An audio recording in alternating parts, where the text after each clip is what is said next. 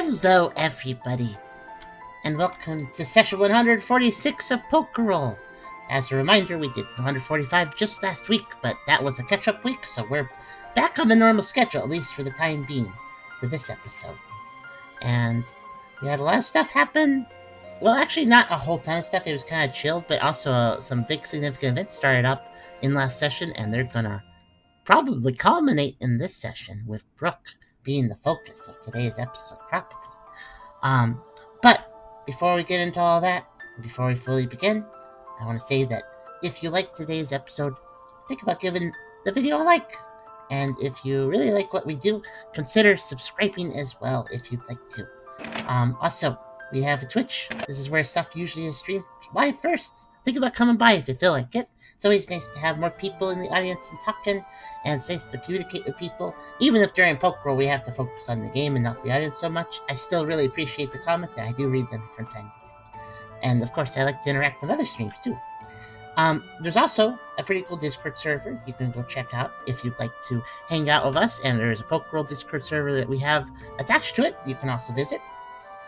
There is a coffee link if you want to help directly monetize things here, and we are indeed going for donations for our moving donation drive. We're moving soon, and we could use a bit more help. We're in a bonus round sort of, but we could use a bit more help if you feel like it. And also, there's a merch store if you want to buy a few cool little things over there. And of course, there's also the Poker Pioneers Mirahees link if you want to go check out our wiki on our game.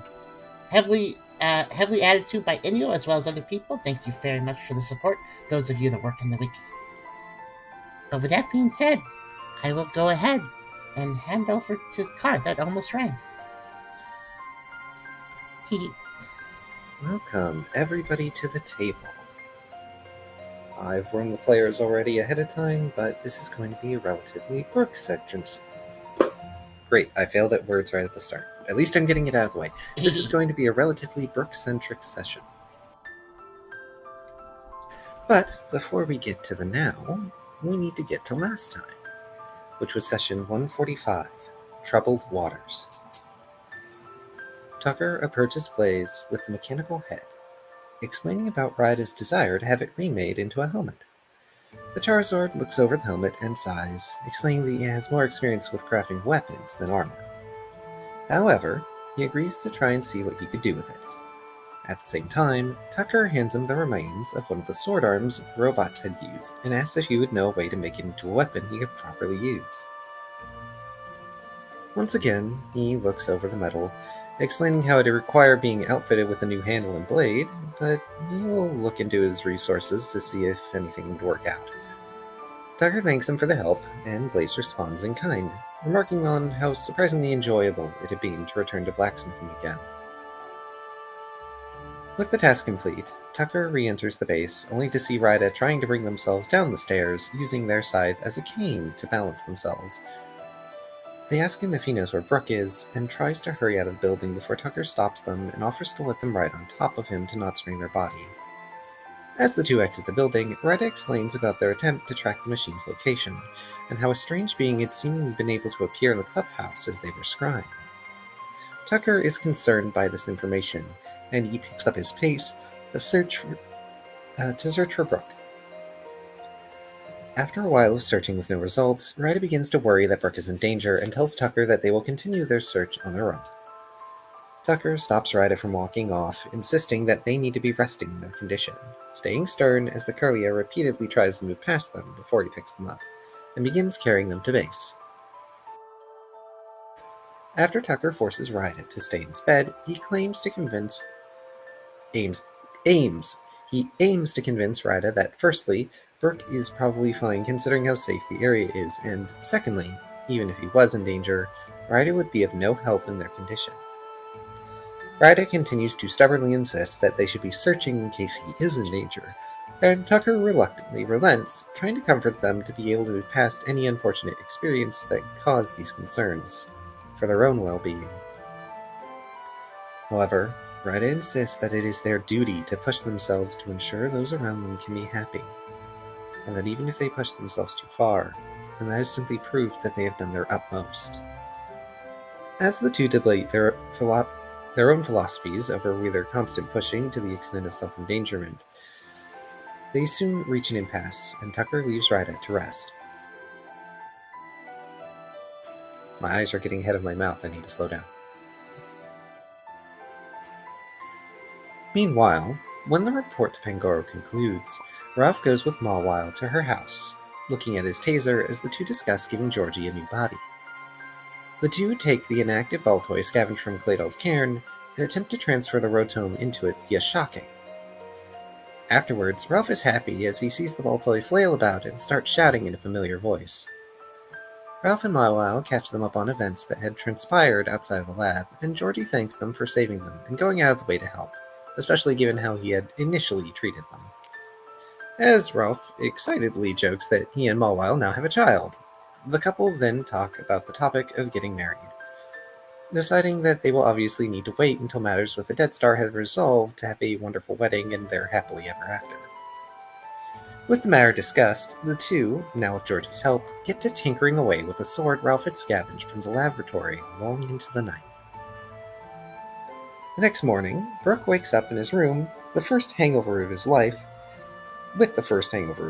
and Deadeye sat at his desk with a glass of water for himself and Brooke. Brooke is partially embarrassed to be seen like this, but thanks Deadeye for being there to talk and help him deal with the hangover.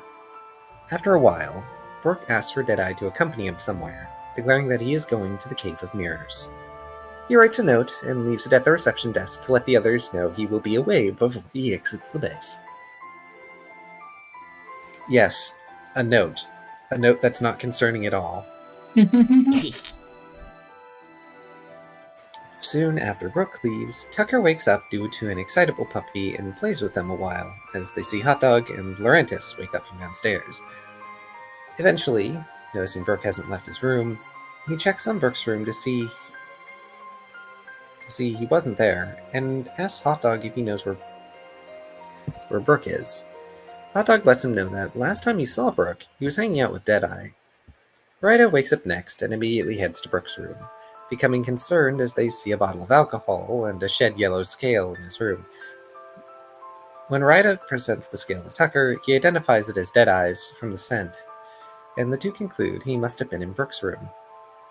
While Ryda immediately wants to start investigating where Brooke may have gone with Deadeye, Tucker insists that they have breakfast before the two of them get to searching.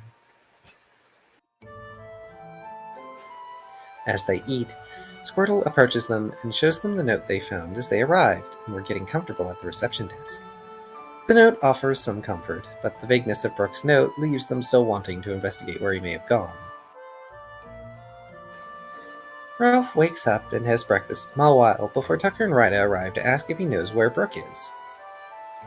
Ralph tells them that he doesn't know of any plans Brooke may have had, but based on what Tucker and Ryda tell him about the state of Brooke's room, he could come to some conclusions. The fact he felt the need to leave a note suggests Brooke was going somewhere a fair distance away, but the fact he left without much notice from anyone suggests that it wouldn't be somewhere especially far like Sea Spray. I mean, to be fair, technically the cave is further away than Sea Spray.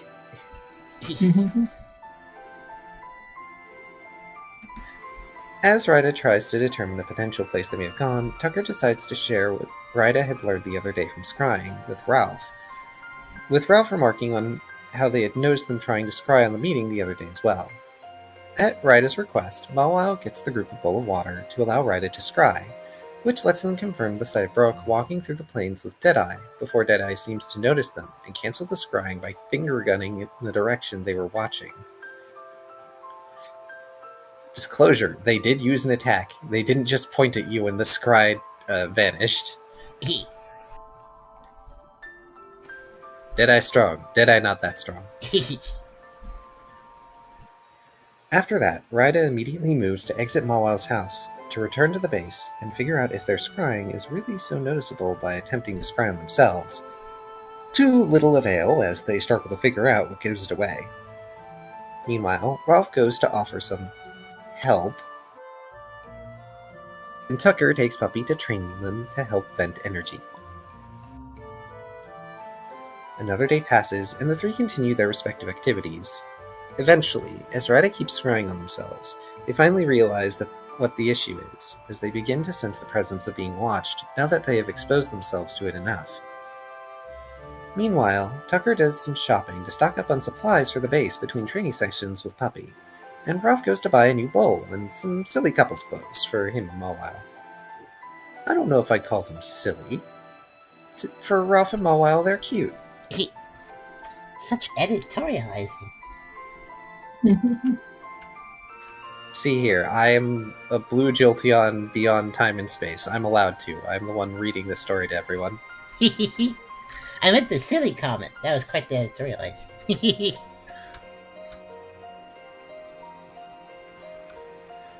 Fair enough.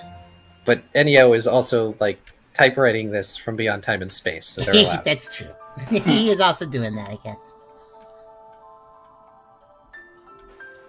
Brooke and Deadeye make their way through the wild prairie with little obstruction, and, after 2 days of travel, they arrive at the Cave of Mirrors. When they arrive, he sees Prince Seal outside the entrance, who happily bounds over to greet them as Hakamo chides them for leaving their guard post. Discipline training. Brooke asks Hakamo how his father is doing, and notices that they seem concerned as they say that. While he says he's doing better, he still seems to be suffering after effects from helping the party with confronting Tiber. Moving away from the regretful topic, Brooke explains that he wants to undergo his next trial, and Hakamo and Zeal guide him towards Komoa, while Deadeye muses about the last time he was there. Komoa sees Brooke and exchanges pleasantries with him, joking about how he found it fitting for Brooke and Deadeye to know each other for a reason he doesn't explain, before he takes Brooke towards one of the mirrors in the lower regions of the cave. Komoa explains that this particular mirror is special, showcasing many reflections and offering many potential ways for the trial grower to evolve. With some final words of encouragement from Komoa and Deadeye, Brooke approaches the mirror, and the reflections give way to a pair of glaring eyes. Brooke declares that he is ready to confront himself, past mistakes and all, before a wide maw extends from the mirror to pull him inside and subject him to his next trial.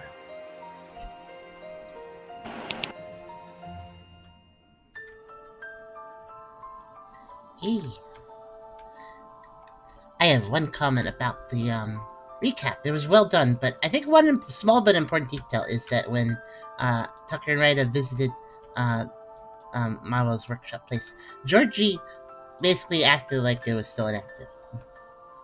Yes, Georgie toppled themselves over and then knocked over a bunch of like books and knickknacks and stuff on top of himself. Because there's still a question mark about what would Ryder do about Georgie right now. So there's still that question mark that needs to be resolved at some point. Also should mention that there's a bit of context for Ryder's training day as a glimpse on the Pokerole server that people may want to check out. Yay, go read. A good reason to go That's to... a bit more context and nuance. A good reason to go check out that Pokerole for server. I also have one thing to address. I shared some art. I actually was holding off sharing one art, though, because it might be significant to point out inactively, so I just wanted to show it off now. Here. Ooh. Chaos Water is an EV on our main server and been around for a while, and they're quite a good modeler, and they can edit models and stuff. And they did this in 6 hours, apparently, from a base. I believe that. I think they're doing it for VR chat, but I was thinking about talking to them and seeing if I can maybe get into TTS. So, that might be a future thing. Oh, that's amazing. That's stellar. It's already very cute. Apparently, there's going to be way more work. This is just basically, see what I can do the first day of 6 hours kind of work. That's solid incredible. so far. Yeah. The change of expression, the eyes, there's a lot of adjustments here that make a big difference to customize it. Yeah, I thought it's really cool. I just wanted to point that out in words.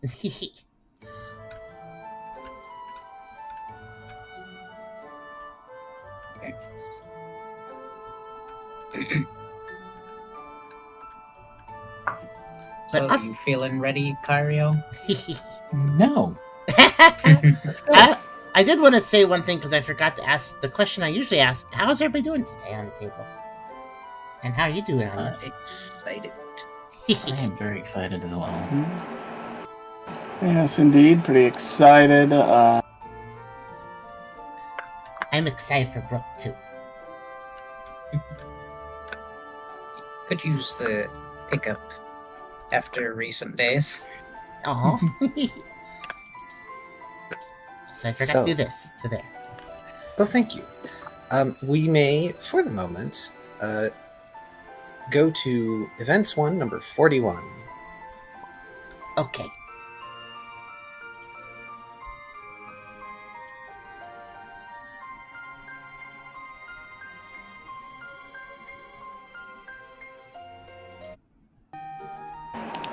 Wait, Events 241? Events 141. Events 1. Oh, I misheard. Sorry. I was like, I don't think that That's sounds why I put it in chat. Thank you. Alright, let's do... Nope, still didn't click. Oh, I see. I clicked between the links. Whoops. Oh. There we go.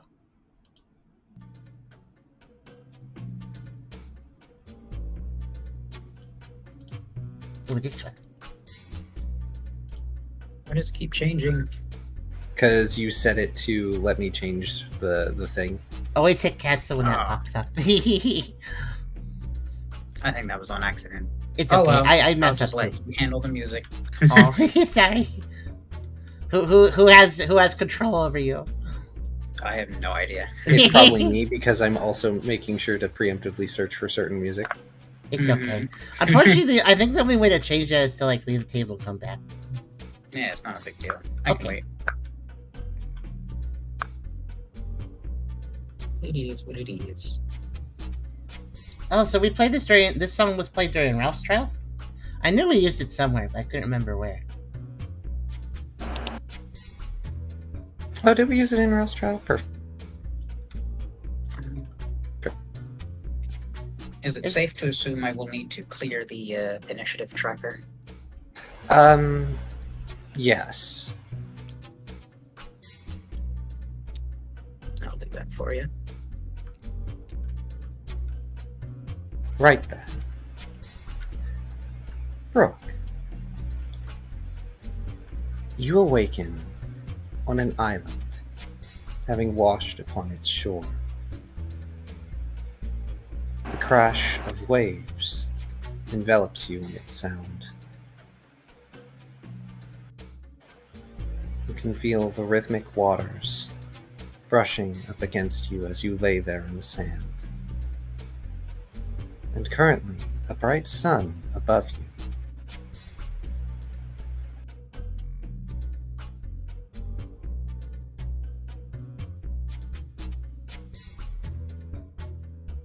Brooke will probably try and sit up and get his bearings. Take a look around. As you look around, further in, the island has green on it. Palm trees, brush, grasses, things you might expect to see on an island.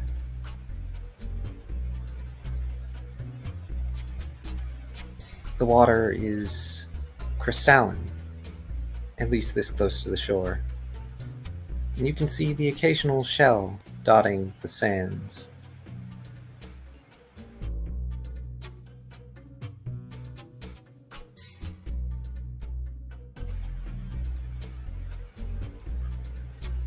Brooke will try and stand up. You're able to do so without issue.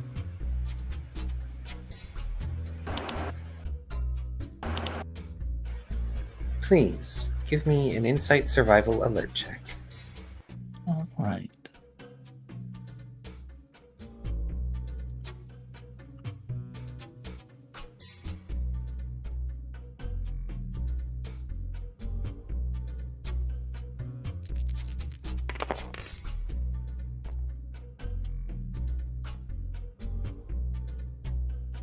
Not bad. As you sweep your vision about, you notice There is someone out in the water. They appear to be thrashing about, unable to swim.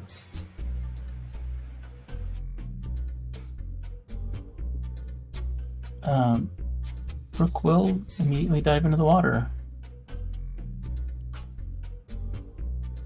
and try and help him. Dexterity, survival, athletic check, if you please.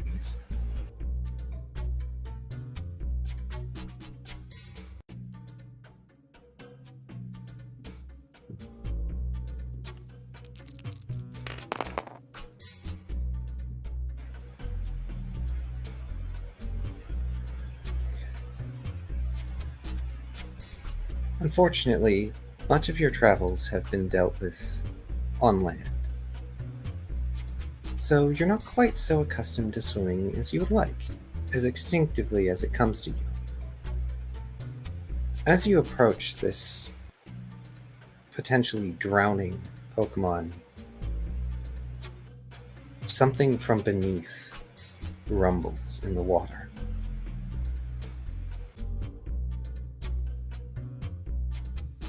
None believes thou art ready. Very well.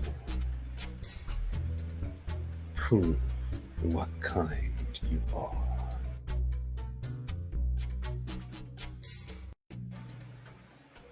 If you can truly save what matters.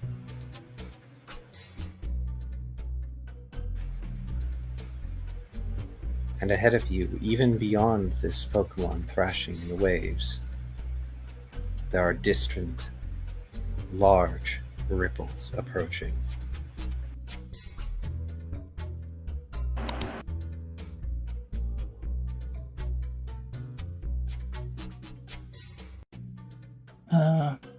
Brooke is going to try and get as close to the drowning Pokemon as he can and grab him before swimming back to shore. Please make another Dexterity Survival Athletics check.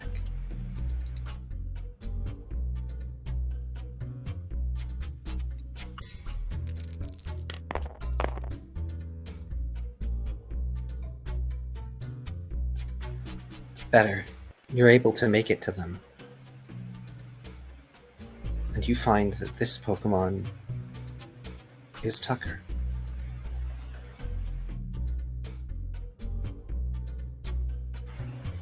Tucker.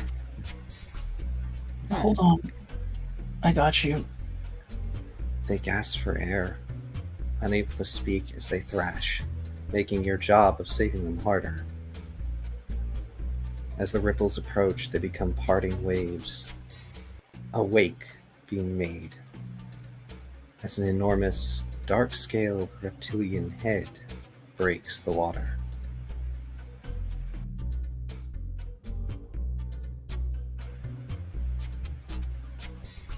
This time, I want you to use Strength Survival Athletic.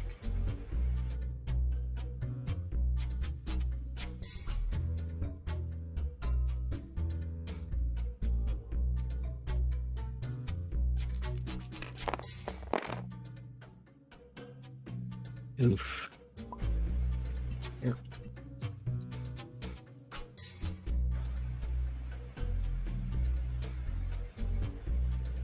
Unfortunately, trying to carry and pull Tucker along with you, even as they flounder in the waves, makes your efforts too difficult.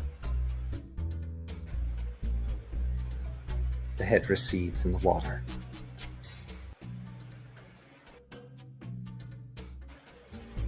You had not the strength to save them once. Under what belief do you labor you could do it now? Let me see.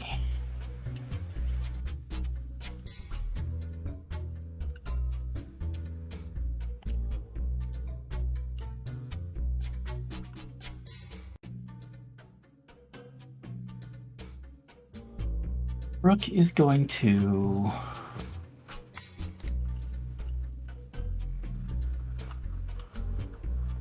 I think Brooke's going to talk to Tucker for a second here. We'll say, come on, Tuck. I need you to work with me here. I know you can do it. And I will leader's bravado.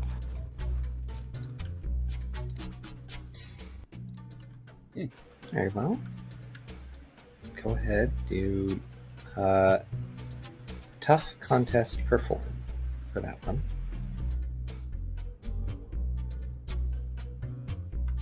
And pardon me, Tucker, while I steal your die roller briefly. That's fine.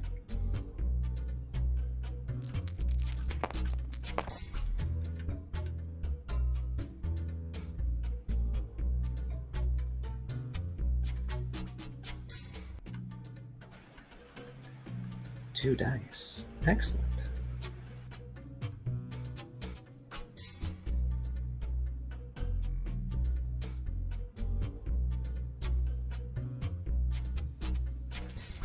That is an excellent die pool with the bravado. Nice. Your words seem to calm down the mighty Yenna, and they start working with you, easing your passage back to shore.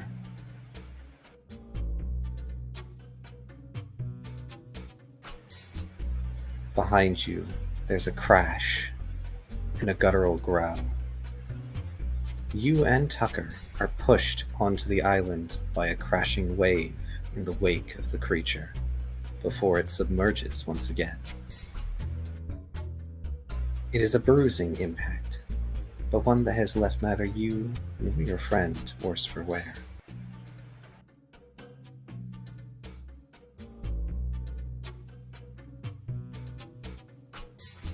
So thou art one who would give orders.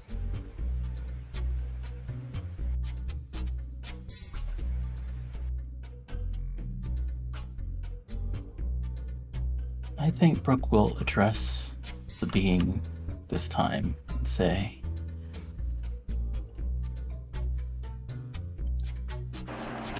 I'd rather bolster the strength of the people under me than order them around.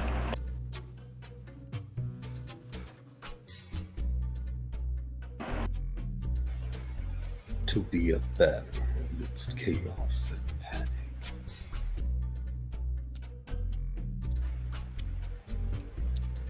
Do you have the resolve? The skies begin to darken. Distant thunder rumbles.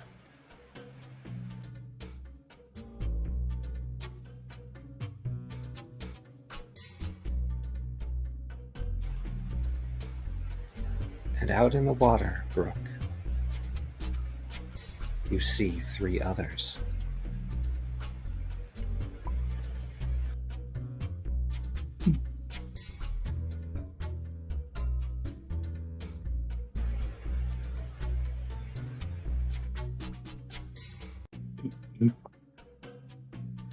Brooke will briefly check with Tucker to make sure they're all right. They are wet, bedraggled, but luckily the island has shelter in the form of its large trees.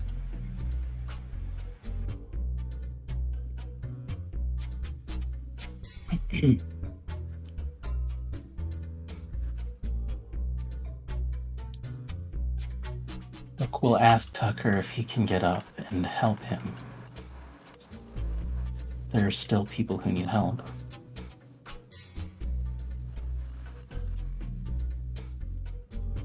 This trial is yours. A creeping chill falls down your spine.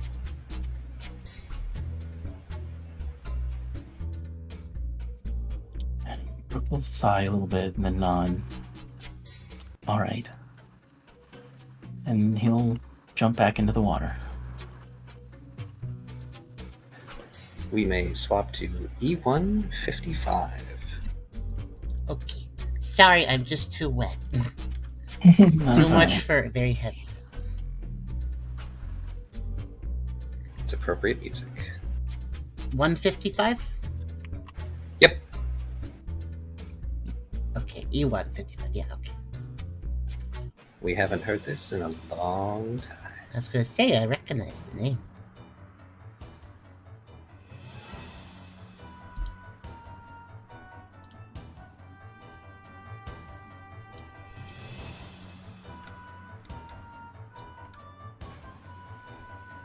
Tell us. You can feel the great creature underneath you as you swim through the waves.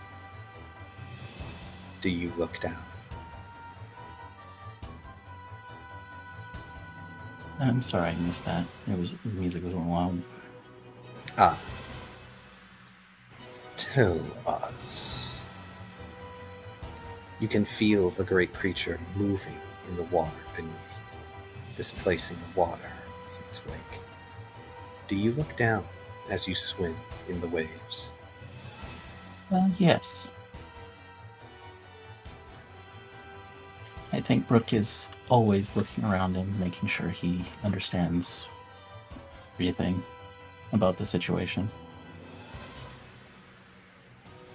You catch merely a glimpse of it, or perhaps only a portion.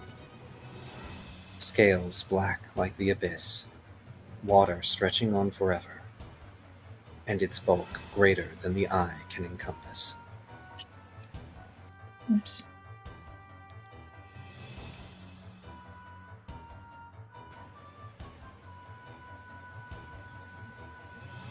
What Brooke, makes you ready?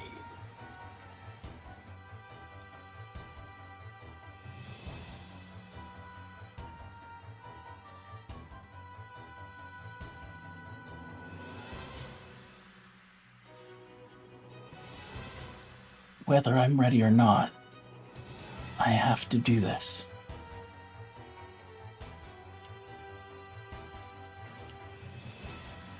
When you look up, you've reached the closest of those floundering in the waves. This time, it's rough.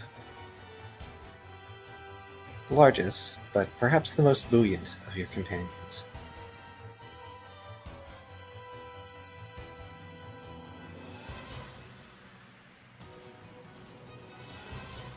How is it you would like to try and help them?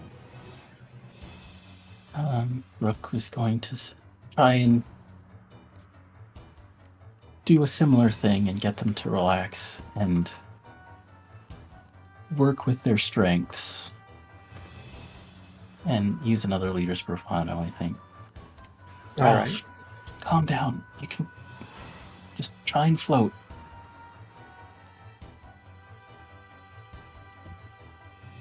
All right. Go ahead and use your cool contest and perform this time.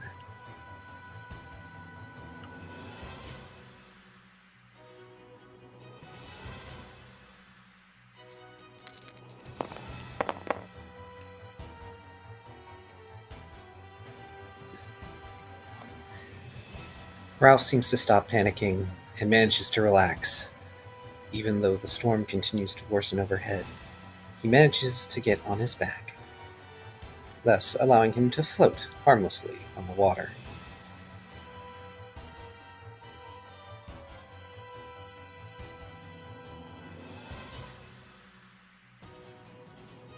I would like to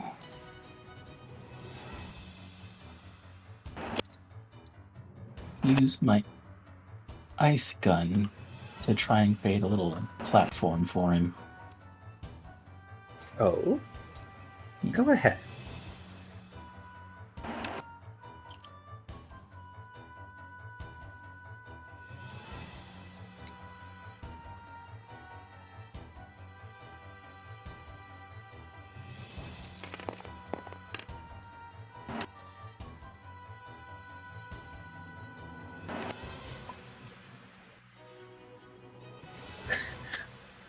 Oh, I forgot Snorlax can learn surf. My bad.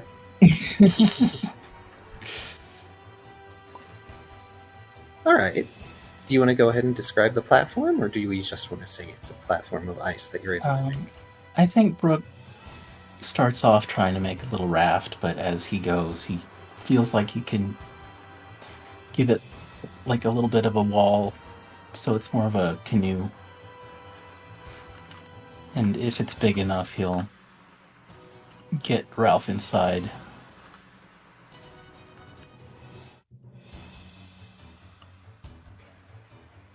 Ralph is able to climb... Oh, sorry, go ahead. Yeah, I think he'll try and make it big enough for everyone to fit in if he can.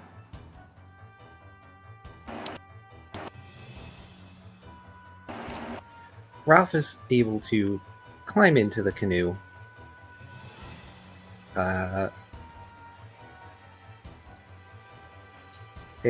Hey, Tubby, quick question. Do you think Ralph would be able to metronome himself an oar of some kind?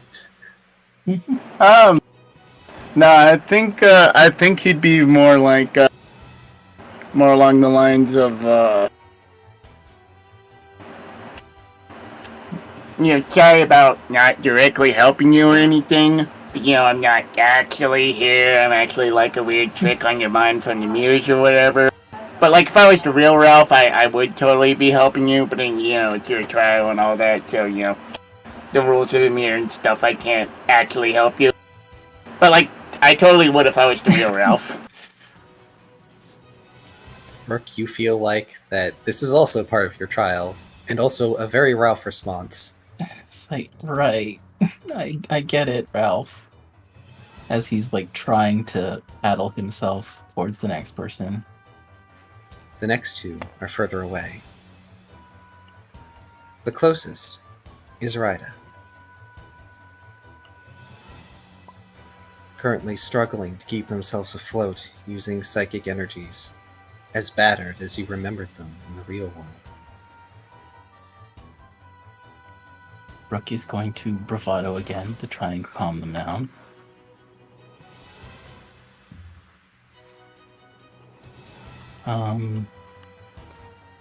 Say, Ryda, try and relax. Everything will be fine. I'm here for you.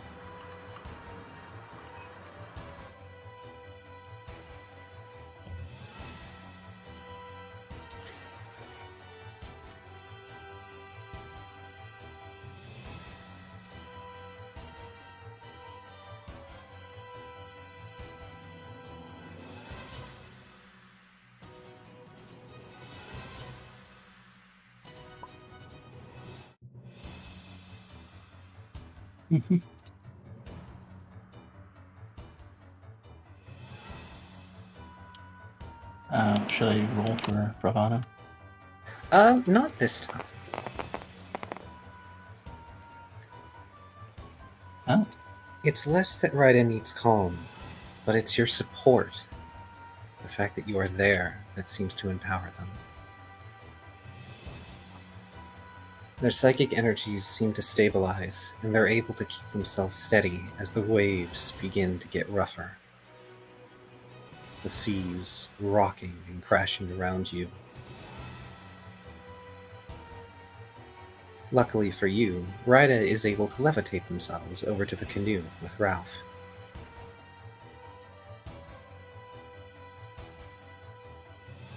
Oh. How far away is the next one? This one is the furthest away. And against the waves, dark as they are, their blue fur is almost hard to see. The last one is Riley.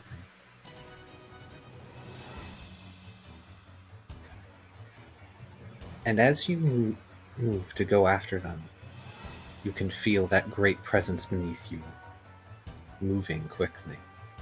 And you see the ripples ahead again. I think Brooke is going to go to the back of the canoe and try and use a water gun to jet ski forward. Alrighty, go for it.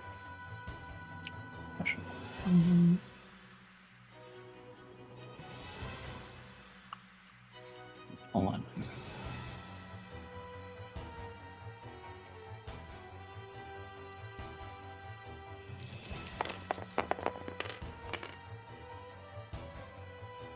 Oof. I'm going to use my bravado, assuming that it affected me as well. Yes, it'll always affect you. Well, always, I say. Ah, dang. Oof. I'm actually going to augment that then. Give me 1 second before you go doing that. Okay.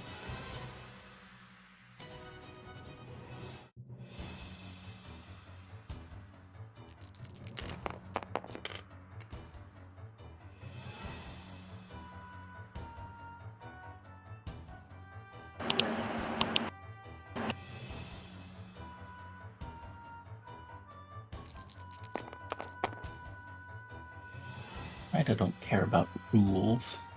Very fitting. Well, you haven't exactly had rules explained to you, have you? It's true. Your saved companions see you working, trying to push this canoe and their weight through the waters, even as the waves attempt to push you further away. Both Ralph and Ryda concentrate their efforts, using psychic energy to help push you forward. You may go ahead and try again, if you wish.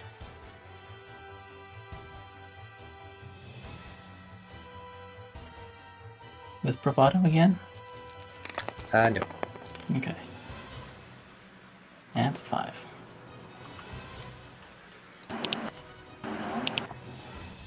You regather your strength quickly here, surrounded by water, and are able to exude a fairly powerful water gun this time, pushing you and the canoe forward ahead of the ripples, beyond the beast beneath.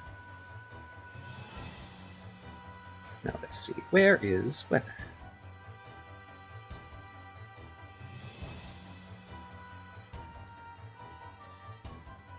Also rainy weather, which is good for you.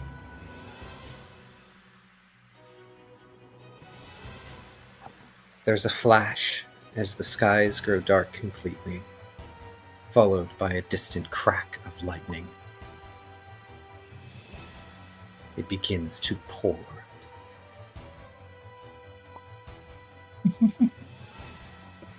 Thou thinkst thou can save all. Very well. You feel the presence retreat beneath you, receding into the deep as you reach Riley. The Lucario grabbing onto the side of the canoe, coughing up water as they're pulled up by your companions.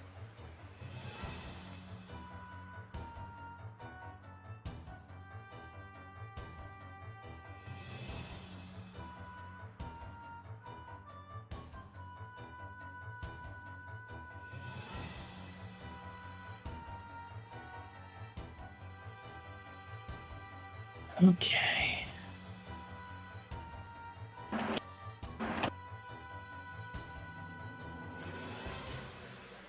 The island is distant now, and the waves crashing upon its shore are unpleasant, to say the least.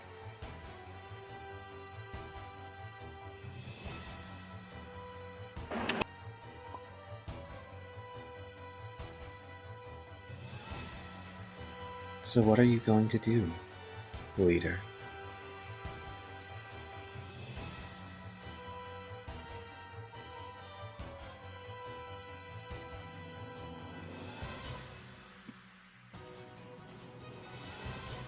I think Brooke will... just give me a moment.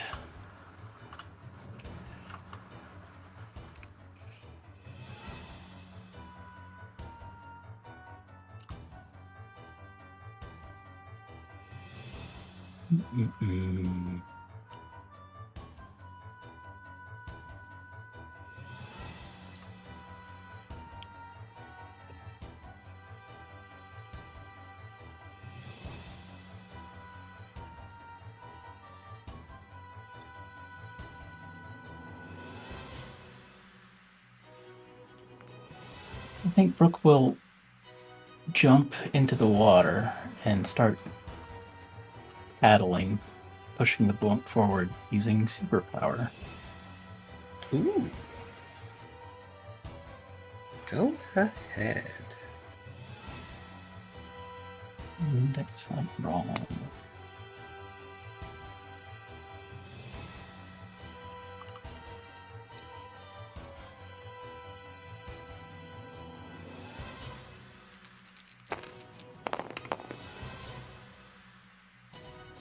I think if they're willing, he will also tell his team to help. They are. And they're doing what they can in spite of the waves. Mhm. Riley creating an oar out of aura, using it to paddle and simultaneously break waves ahead of your makeshift vessel. Meanwhile, Ryda and Ralph are doing their best to keep everything stable. Nerd. We really are a dream team now. Get it? Because, like, we're in a dream or something. Dream Ralph gets bonked by Dream Riley. This isn't the time for this, Ralph. This is such a lifelike dream. I love this. I'm glad my team is realistic in my dreams.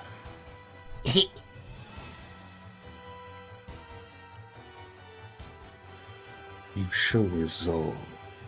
You show effort. You are willing to give the command. To be the banner.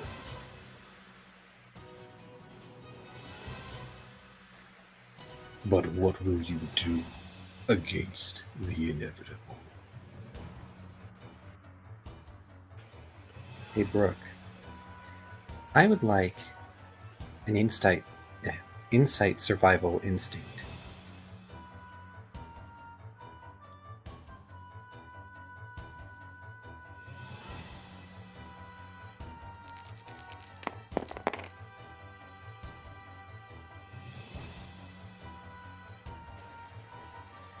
So correct me on this detail so I make sure I'm getting this right. You're still behind the boat, paddling, yes. Yeah. Okay, Basically pushing it from behind. just making sure.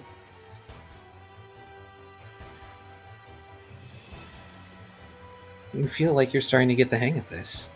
Your tail undulates behind you on instinct alone, allowing you to press forward faster as you exert yourself in concert with your team's efforts.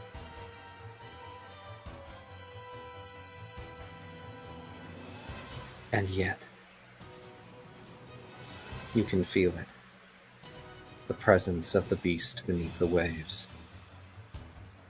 It is rapidly rising to meet you. Do you dare look down?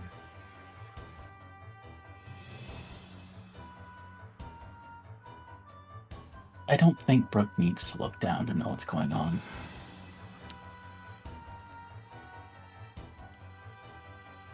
But he's going to keep pushing forward as hard as he can.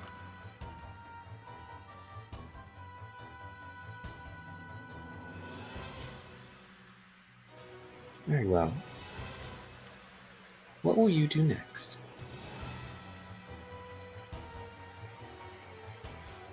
Brooke and his companions in the ice canoe have managed to make it a third of the way back to the island.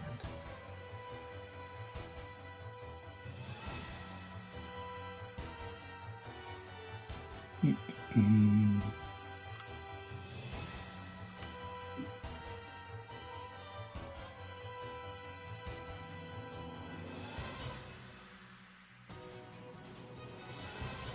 Does not seem to be that I have a lot I can do here that's different than what I've been doing.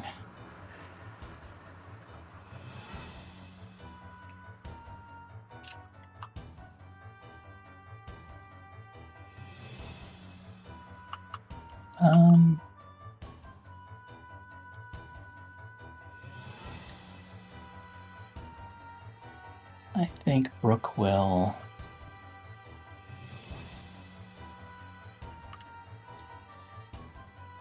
might try a combination of things here.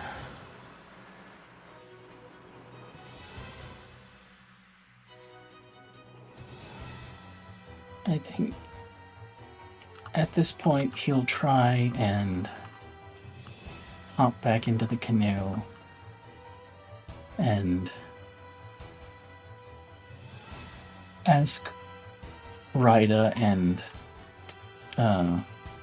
Ralph to try and levitate the boat a little bit, and then shoot an ice gun underneath it so it'll start sliding on the ice. Alrighty.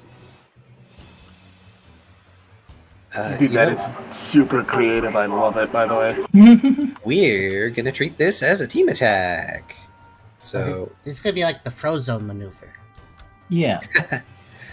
alright, go ahead and roll your ice gun, and Ralph and Ryda, I'm going to have your players do this, since you would know better than I.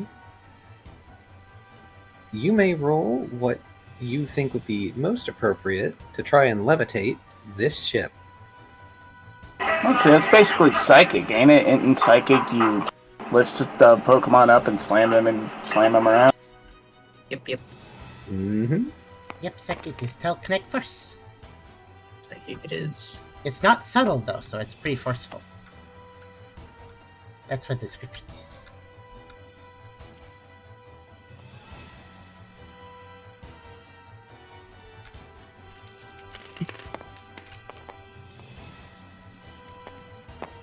Ryda is on it. Wow. On it. Yeah. I love how perfect that is, where you roll just a little higher than me, kind of symbolizing the sort of the teacher-student relation we have in psychic powers. Well then. Brooke, you are finding that you're wishing you knew Ice Beam. Yeah. Because it's not quite the same sensation as a sore throat, but you're starting to get exhausted breathing Ice Gun so often. But you are able to create a thin platform of ice underneath your makeshift canoe. And in concert, Ralph and Ryda are able to lift it just enough above the waves. Riley, shifting his oar out for a regular oar up bone/pole, as people have seen Lucario do, and uses it to help guide the canoe from the front, keeping it from falling off the platform that you're making.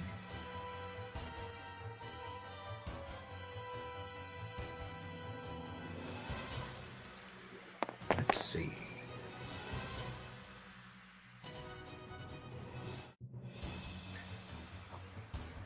There's another bright flash, and in the silence between, it jumps from beneath the waves where you were, crushing the ice platform beneath its teeth as it makes an unholy monolithic arc in the air before diving back into the waves, as if in sync with the clap of thunder that comes afterward. However, in its wake it has created a large wave that is now threatening to overtake you. Your group is a little over halfway back to the island.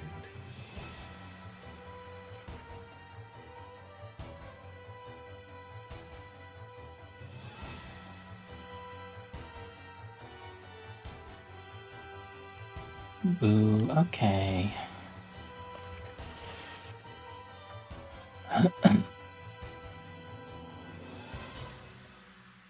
Using my ice gun again is probably not going to be great. You will take a -2 if you try to use the ice gun again Yeah. on that roll.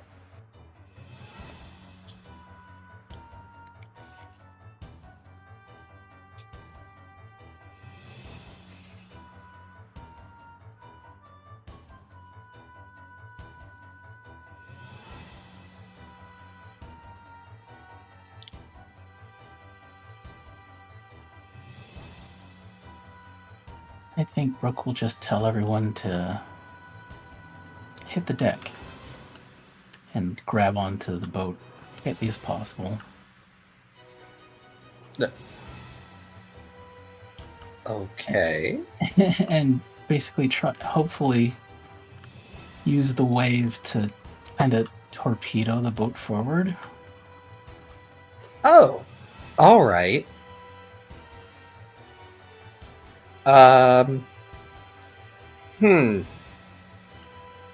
This is not the response I expected, but I like it. Mm-hmm. There isn't really a roll for luck. So go ahead and roll your tough, and we'll use that in place of the boat's durability. Okay.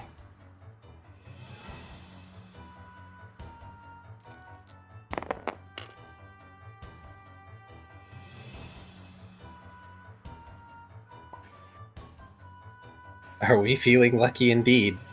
Unfortunately, Dream Bride, I can't use Lucky Chant. That would be cheating.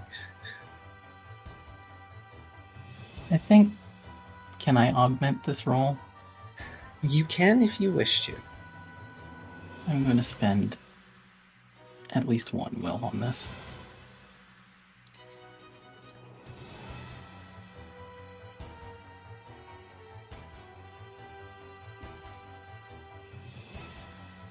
All right. Oh, you're using this to will push, not to add more dice. Okay. Oh, yeah. Which makes sense. Your team hit the deck as much as they can inside the ice canoe, and you brace on the sides of it. It is a rumbling, rocking sensation as this torrential wave begins to pick you up higher and higher and higher. It almost feels as though it could carry you up into the storm itself. And you can even see the island below you.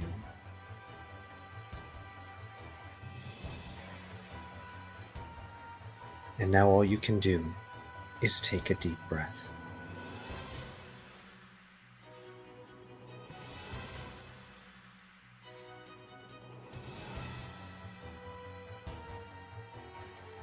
I would like everyone to make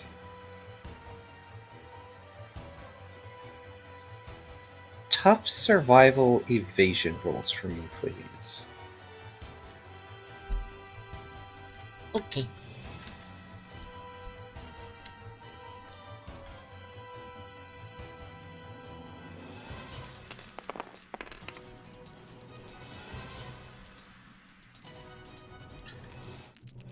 I think that Silver makes a good point. The Doom die is basically the luck die. It is, normally. Wow. Rest in peace, Ryder. Uh-oh. Oh boy.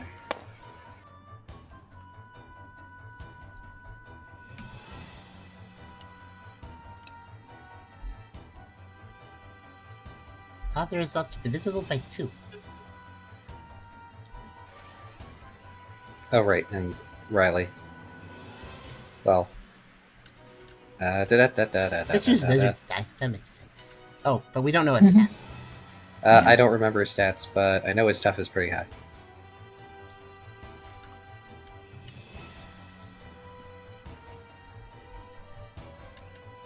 I think that's about right. Okay, that's fitting. The rainbow.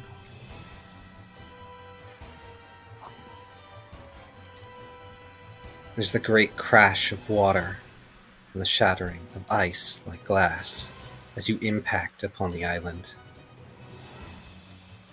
Tucker, you were hiding away on the shores. Hiding away in the island, braced against rock in a niche, making you safe from the worst of the wave. And Brooke, thankfully for you, you were in one of the thickest parts of the canoe, which protected you from much of the impact.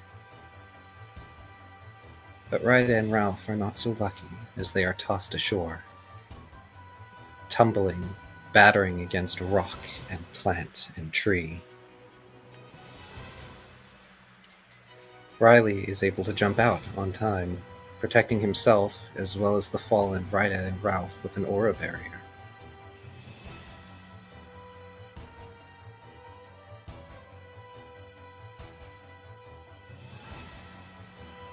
So thou would run from the inevitable.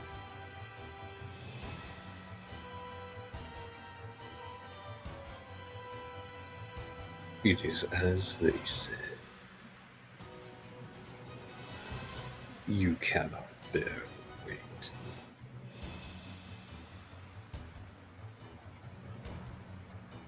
But we shall judge that yet.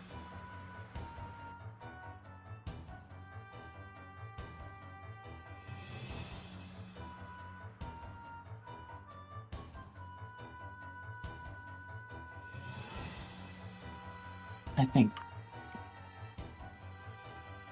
Brooke will pay no heed to the voice at the moment and instead try and check up on Ralph and Rida.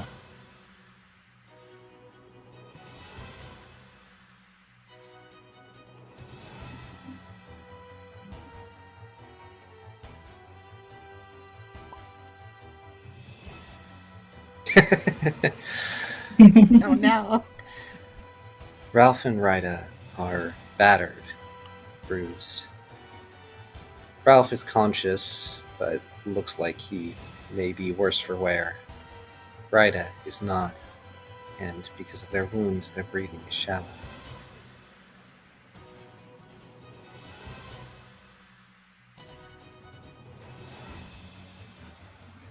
Of course, the healer is the one that goes down. Have you the time to worry of them when there is much left ahead of you?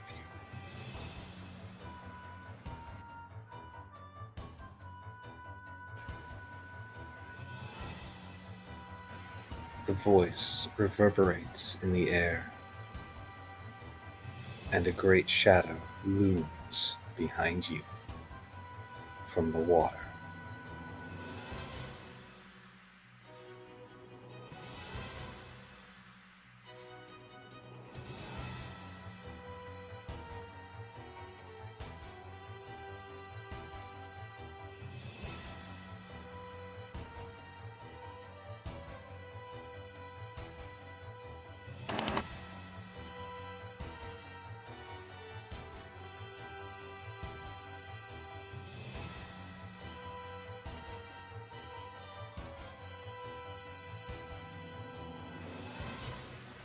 We can now swap to E158 Okay. for the moment.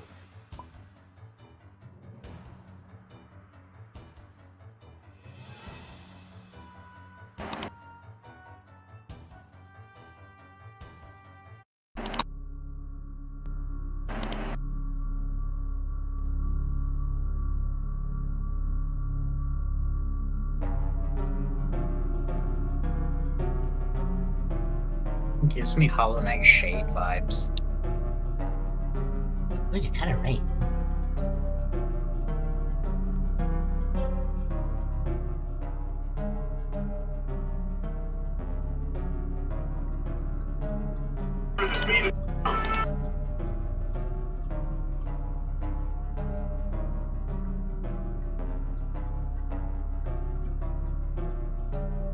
As he's sort of doing first aid with Rida a little bit, Brooke will mutter to himself, "Of course I have time. They're the whole point. A leader without a team is useless."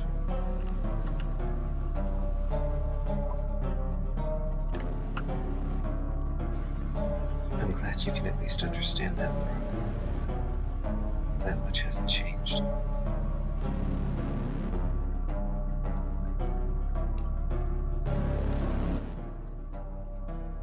Brooke will sort of start and look for the voice. Behind you, shadowed by the great beast from beneath the waves, his scales. They look at you sadly, and they're no longer a reflection of you. They're a totodile again. Scans. Brooke says, his voice cracking slightly.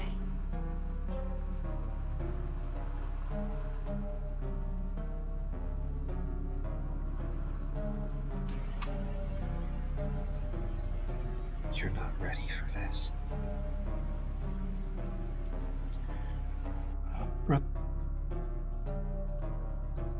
finds himself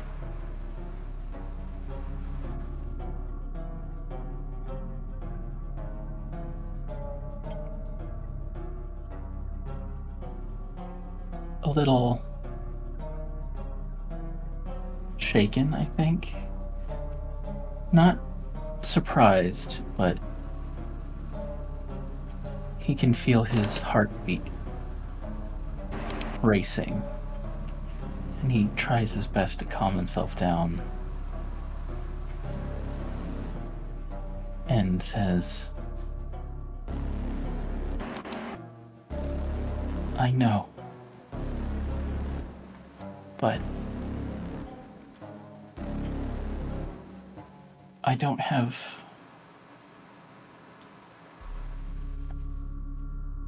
any other choice. Is that what you're going to tell yourself again? Brooke just kind of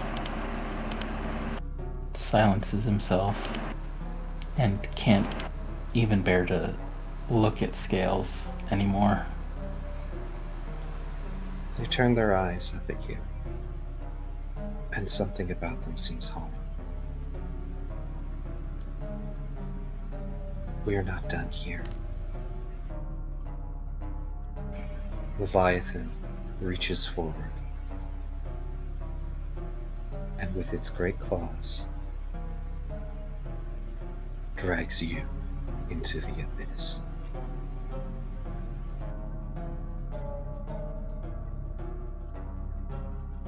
Away from the island, beneath the waves, deeper and deeper still into a watery dark. Around you, you see flitting bubbles, gleaming amidst the blackness. And in them, you see other Pokemon. Most you do not recognize. But there is one that passes your vision on the way down. A shaman, bereft of its flower.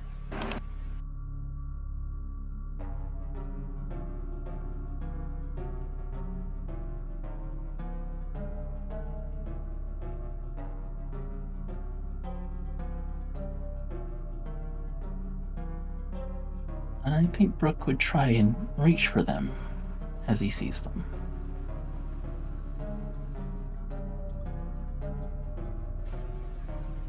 Go ahead and roll your current will.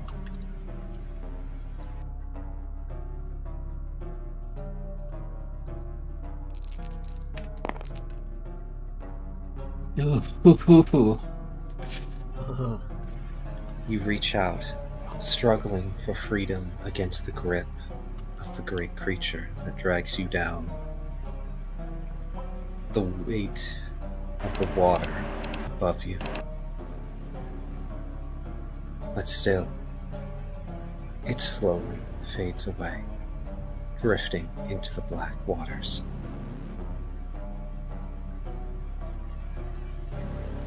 Can you truly bear the weight of all who came before?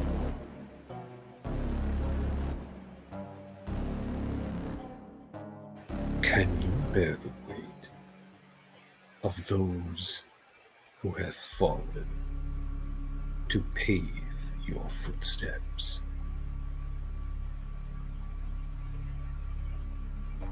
The grip around you releases, and you drift onto a stony ocean floor.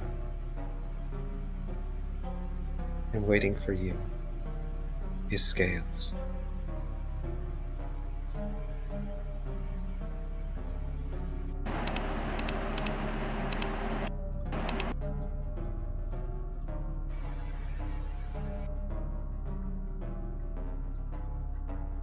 We can stop the music.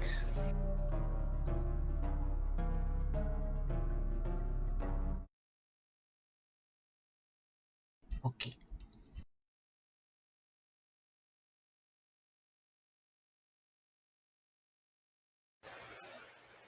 It's It's been such a long wait, Brooke.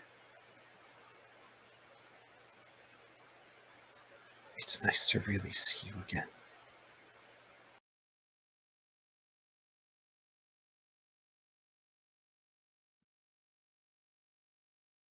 Brooke feels his throat tighten and just nods and says,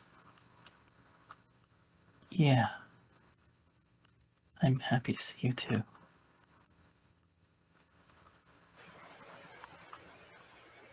Then that makes what comes next even worse. Yeah, Brooke just kind of smiles and says, "I'm sure it's nothing I don't deserve."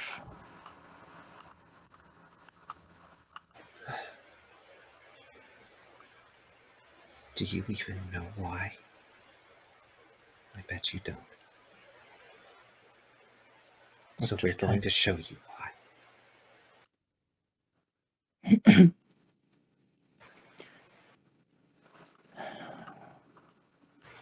What was that?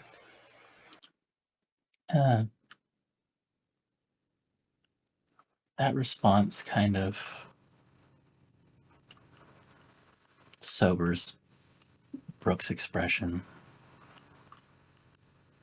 as he realizes that he actually doesn't know why he feels the way he does.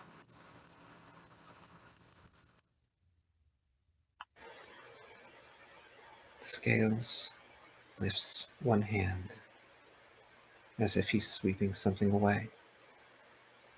The water slowly begins to whirl and churn around the both of you, receding away and revealing the thunderous sky above. A whirlpool all the way down to the ocean floor, as if a towering arena with walls that cannot be breached.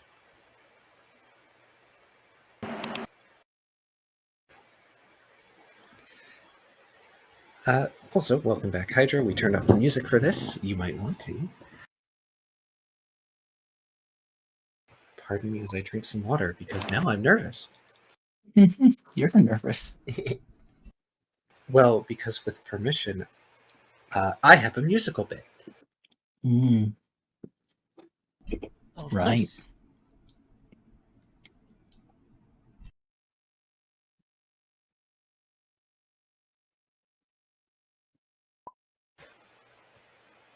Scales begins walking the perimeter of the arena, tracing a hand in the water.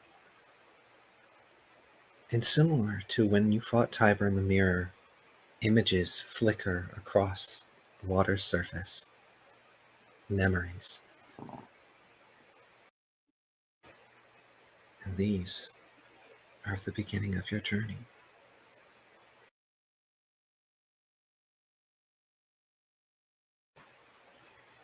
Our story begins with a familiar reprise.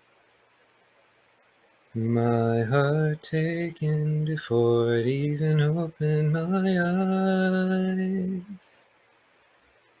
Smile shared in the joy of the new, taking off before we knew what we wanted to do.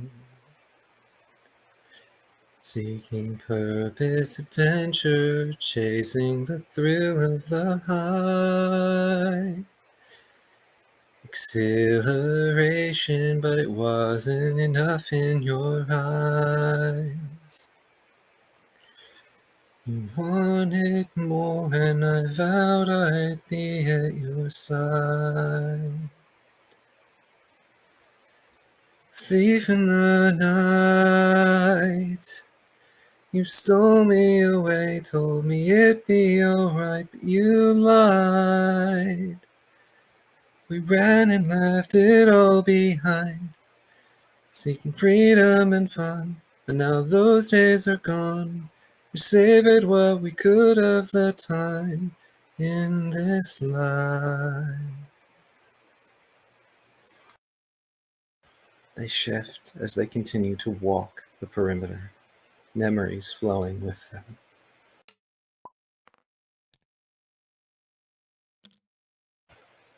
And these are of a more sordid portion of your life.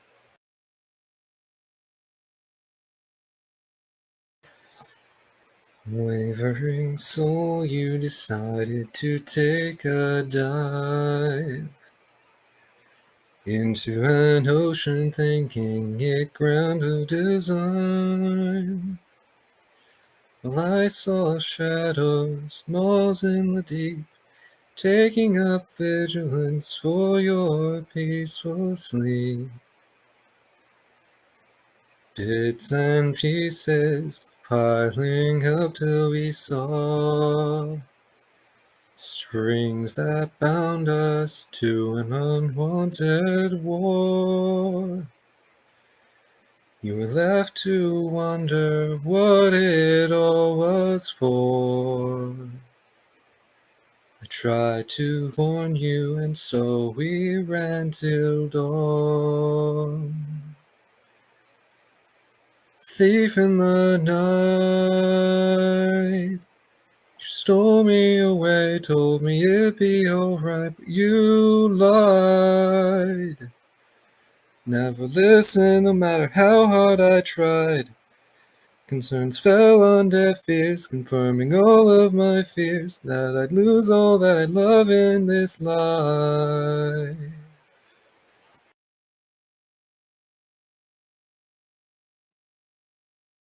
And again, they change. And these memories are the last of an old life. Seeking redemption for the hand you had dealt, you came to a friend, calling on us for help.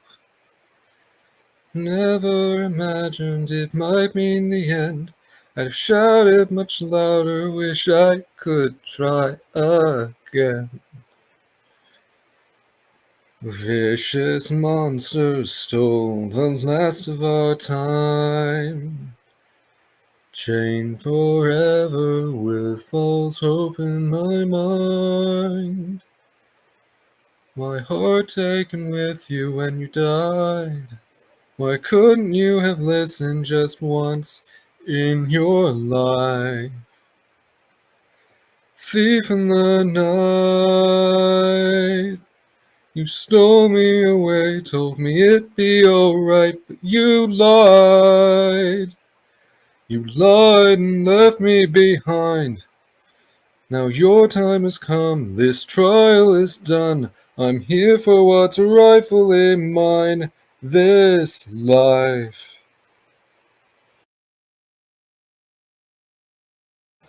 The feraligator turns to you. Their body is covered in nicks and scars. Their scales are a deep azure hue.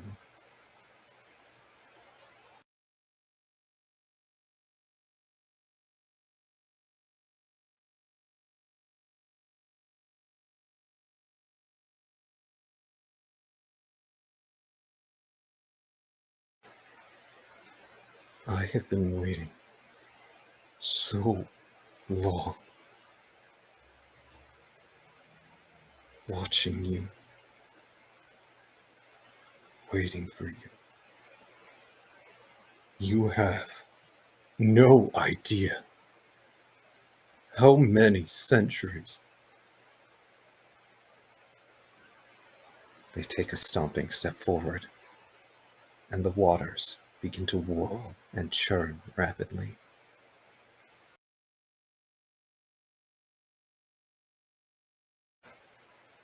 Prove to me that you can lead them. Because if you're not willing, if you're going to just sacrifice yourself again, then I'm going to take your place.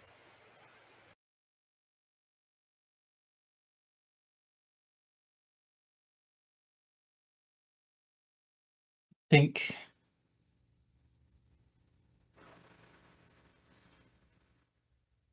oh, this is tough. Oh, geez.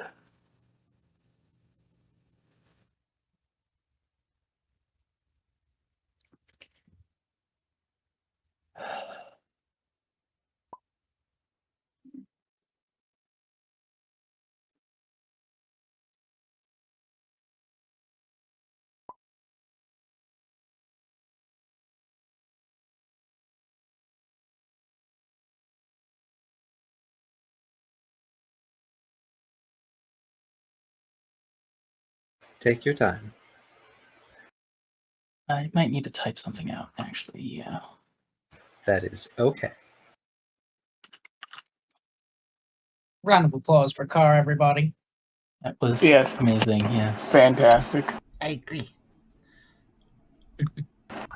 Bravo, bravo. God, I wish I knew the lyrics. I would totally be singing along. I had it all written down. I needed to, because I made that song a while ago. Oh, Oh. nice. You did an excellent job. Could definitely feel the emotion.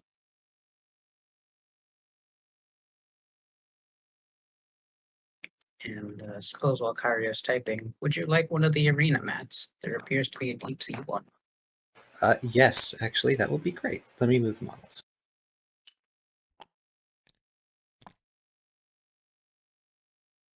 Oh, that's perfect. Yep. Good idea. We should use those more often. Yep, that is the perfect one.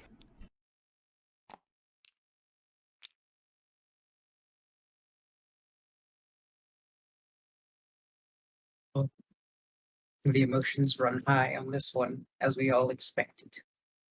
But how high will they go? I knew scales would be involved, but I didn't know how until now.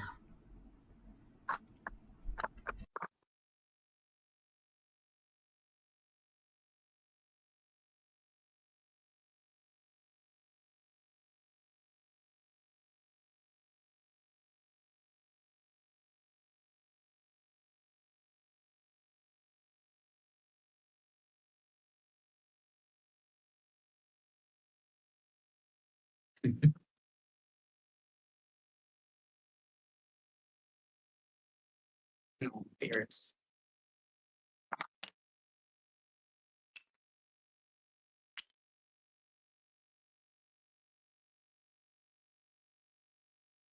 No, it's okay.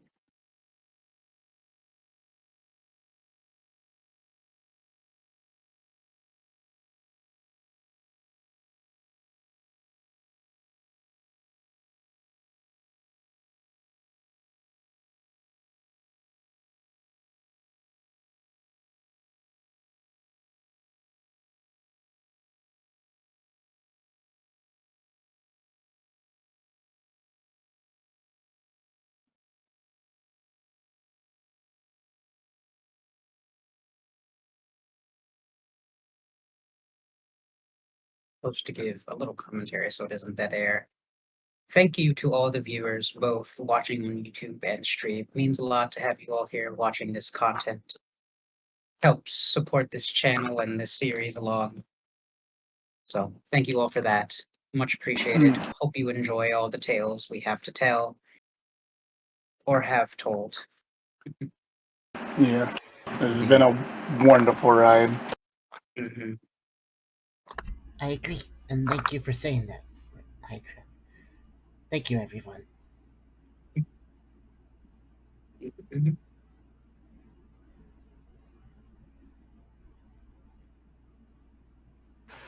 It has been my great pleasure to be running this game for so long, even as we are slowly approaching the final staircase.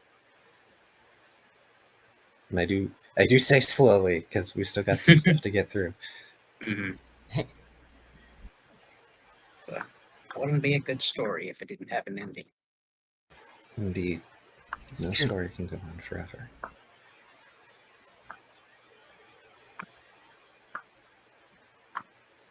And I'm glad that so many people have enjoyed it thus far, including parts I didn't think people would enjoy the way they did. Cough, cough, Ennio, and freaking the scavengers. What's defined as compelling doesn't have to be good or bad or neutral. It can be anything, really. A compelling story can have any sort of elements to be that way. And it depends on who it appeals to. Because for something to be compelling is something personal and subjective. So, so many elements to focus on. There's so many ways to have a compelling view on a game, on a story. I do have one thing I can do while we let Kyrio do their writing.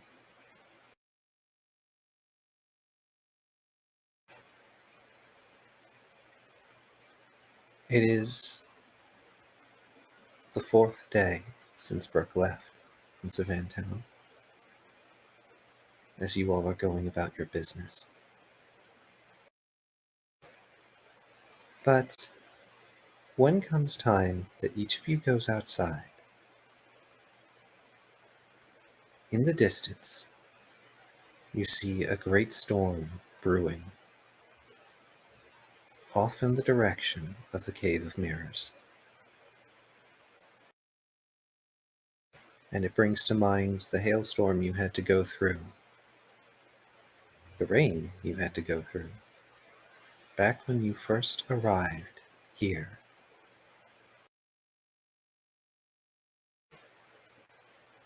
And from the looks of things, the storm is only growing.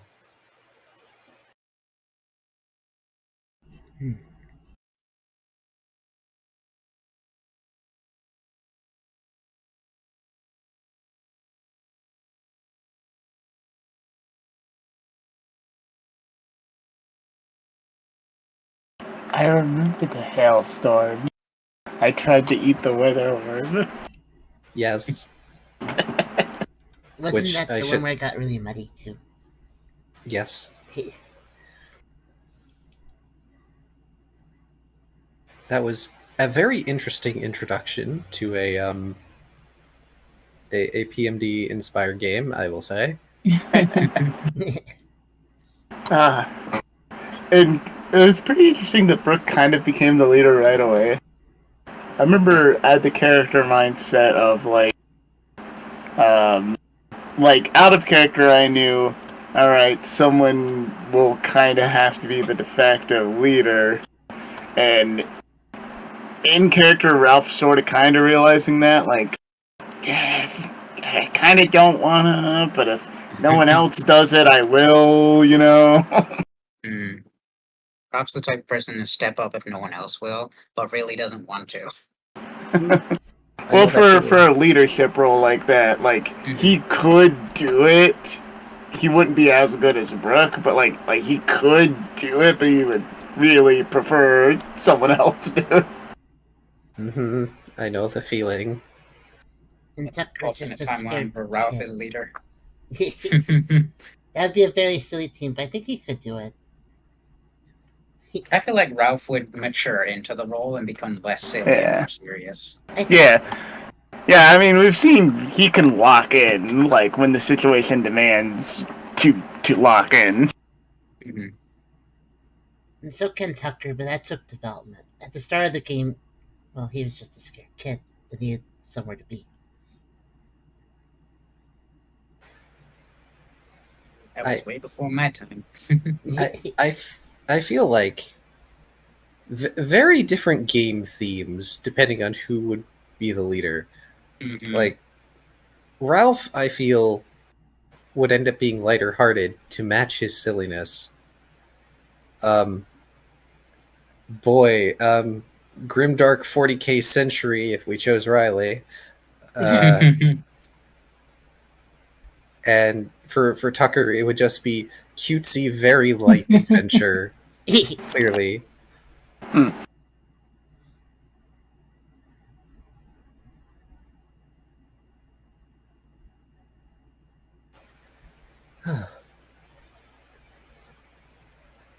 Also, it was very nerve-wracking to sing all that.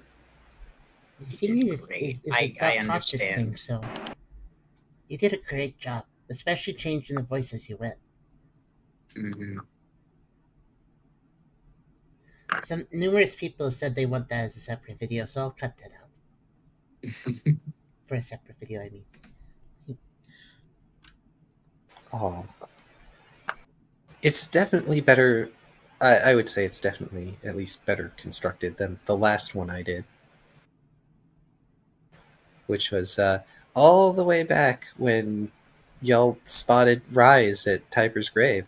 Yeah, that was good too, though. Oh, that was also amazing. Where thank God. Like, oh, by the way, whatever you do, don't dig up the car. Don't dig up the bones. What does Riley do? I'm taking the skull. He ended the move with the greatest thing. That was after we already did it. It's like, quick, just bury it again before the next time they might go back, and it'll be fine. It'll totally be fine. That was great. It's fine. I love the fan art called it Tango Tango. Tango Tango 1 second too late.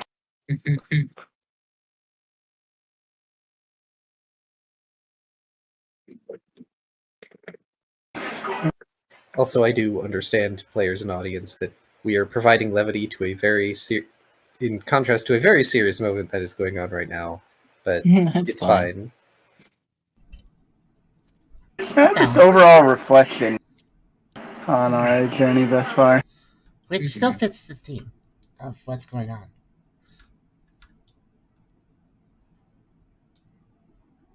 I like to think of the what ifs of Pokerole. That's why I have a channel for it in my server, where we can just write what ifs of, hey, if the party decided to make this decision instead, or this character turned out to be like this instead of how they were. And it's just fun to ponder the ideas. Yeah.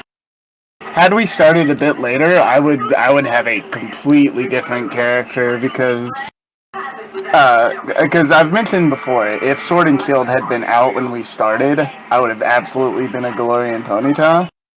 And my character would be totally different. I'd be all posh and like arrogant, and like that would kind of probably be my character arc, like becoming less of a bitch, for lack of a better word. And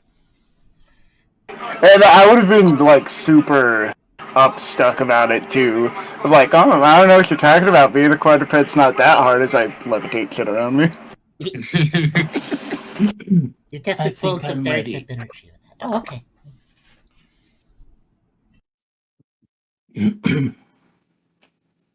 As Brooke takes in these memories and visions, I really was the one who died, he whispers. I thought that you were alive this whole time. He can feel the tears already falling from his eyes, and he looks down at his hands. I took so much from you, and all you ever wanted was me. He can't help but laugh at himself. When I woke in this world, not even remembering who you or I really was, I was already treating it like a chance to be you. What a joke. I really don't deserve this life I took from you. I can't even be the Brooke I took from you.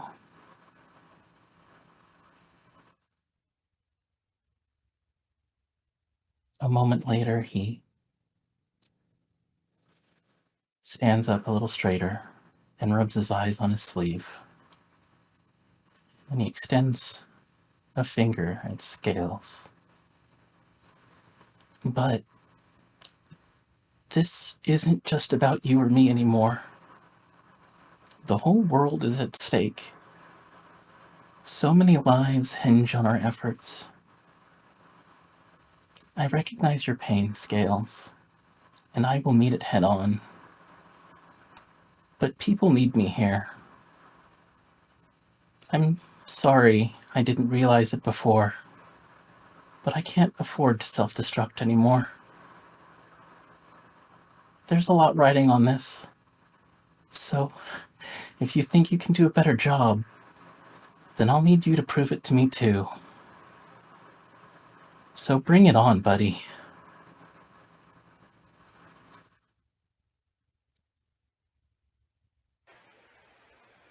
I'm glad that you can finally recognize how much you meant and how much I lost that day. But you, they raise one arm high, arching their back towards the sky. You have no idea. The weight of my sins. The weight of the centuries on my shoulders. They plunge their claws into their chest.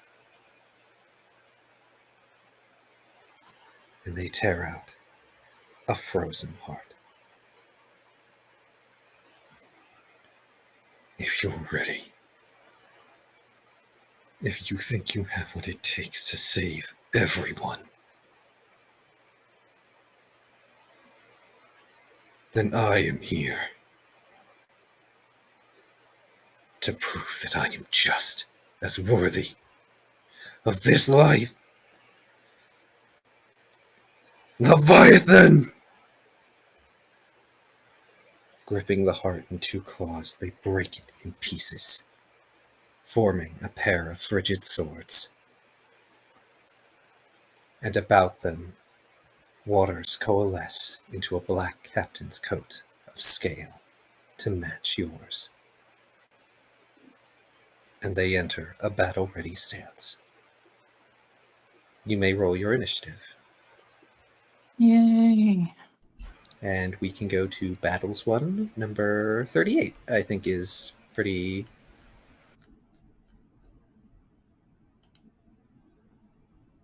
Okay. That is 14.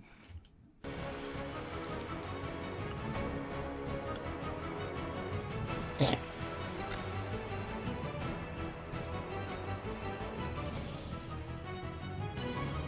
That one's versus Major Boss 2, right? Yes. Yes.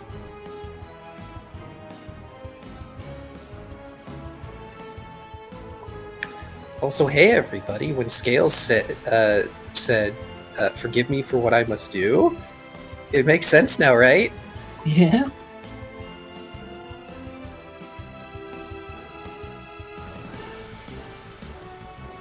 Oh, dang, you got max initiative.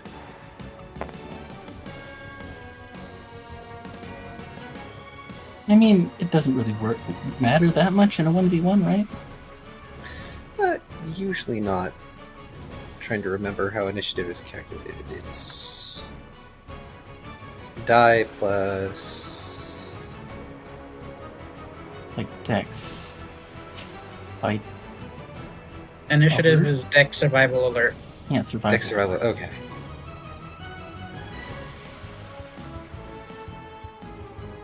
Oh shoot, I need to get their sheet up.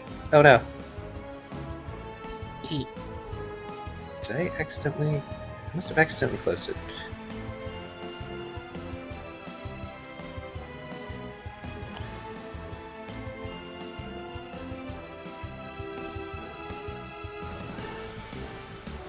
Oh boy. Their initiative is 16. Oh, cool.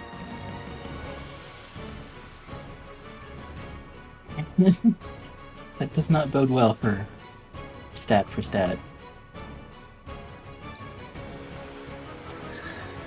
It sure doesn't.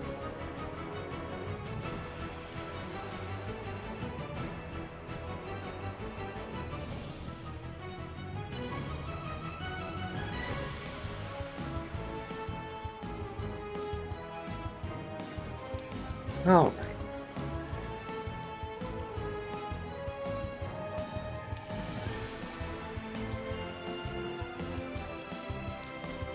They...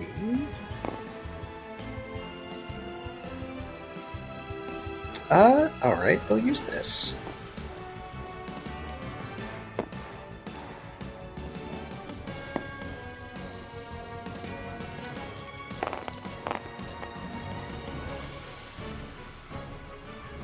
Yeah, apparently they will. They point one of the crystalline blades towards you, Brooke. And phantasmal shackles begin to rise from the arena. This is Spirit Shackle. Ooh.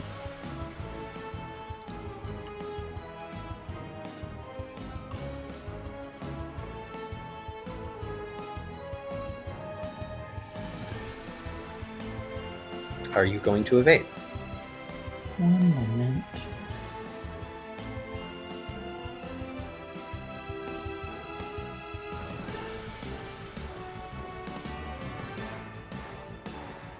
Okay.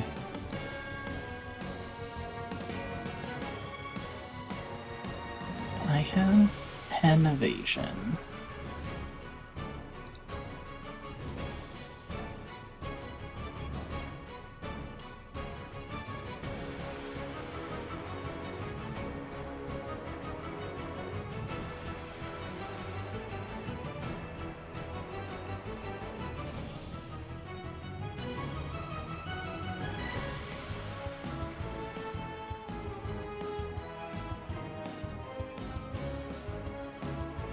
I think... No. I think Brooke might be a little on the back foot here, and he's just gonna take this one.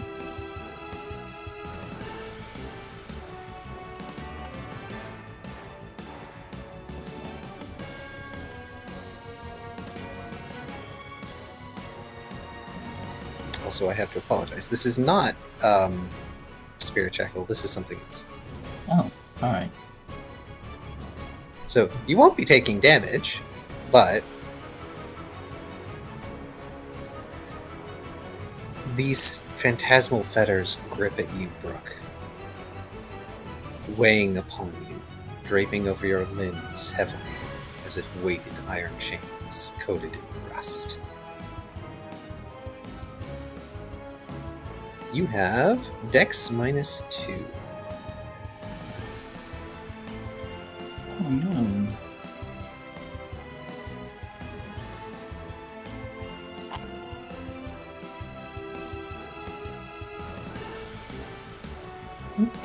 That was weird. There we go.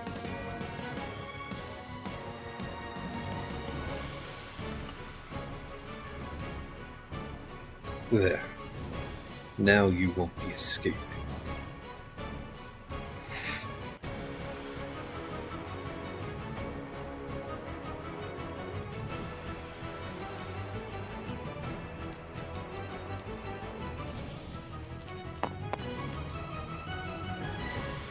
Oh, shoot. You might be evading that one.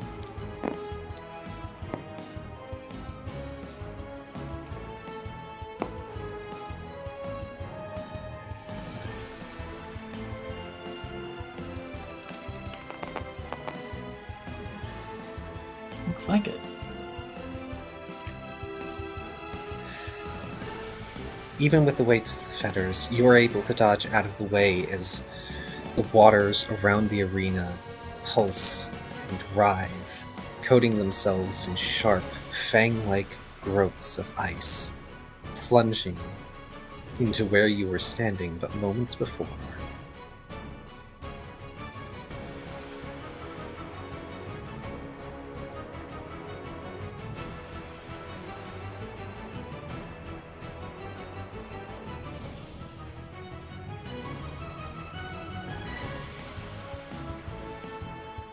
Scales growls, and instead lunges in to try and strike at you.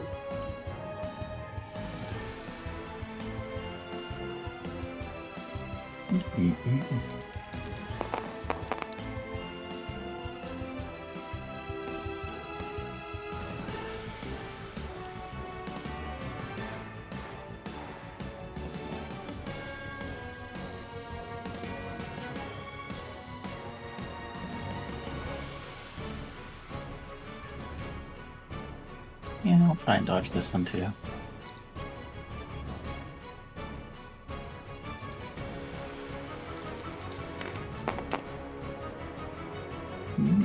Nope. Unlike your weapon, Brooke, Scales appears to be a cutlass and parrying dagger, formed from ice.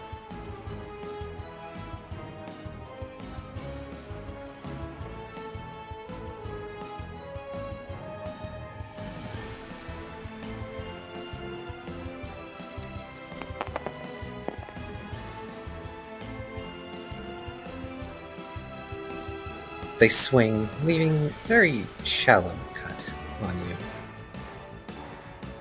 And yes, this is an ice element, so you would resist it. Okay, so It I is guess chip. yeah, is that plank? Do you need to roll that? Oh wait, you're right. I do need to roll that. That would be plink. Mm-hmm. Darn it. Shallow cut indeed, as it doesn't even manage to get past your scales, perhaps having overestimated his reach. But with Brooke. that, Yeah. In response, Brooke will take the slight strike against his cheek and then kind of smile. Say, "Are you sure your heart's in this?"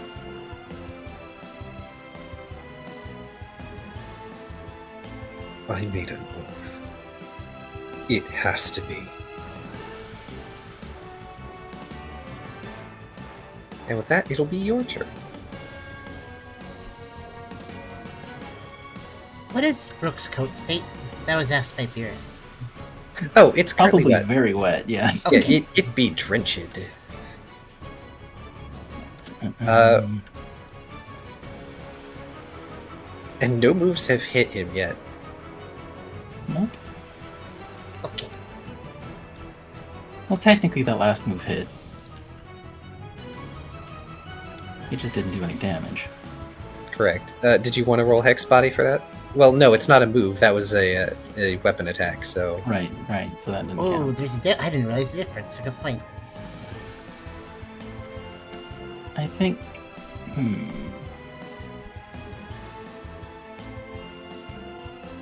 Brooke will start off with an ice gun.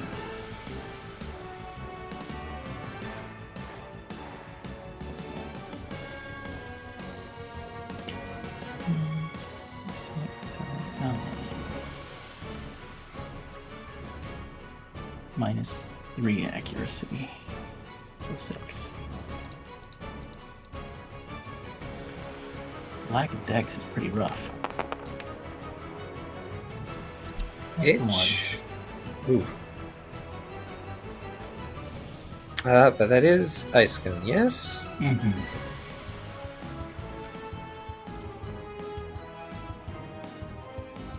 Were you accounting for the negatives from your dodging as well? Oh no, I wasn't. Oh. Well, yeah. So that's still at -4. -7 total, it looks like.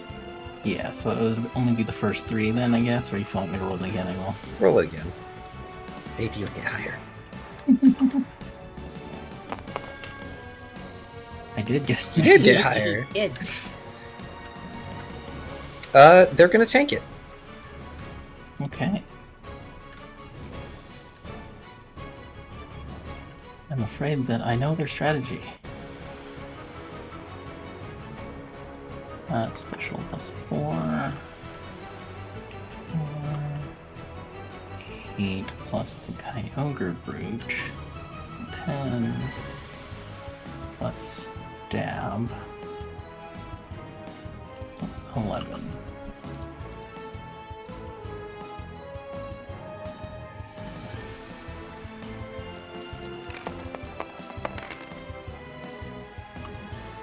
I have 3.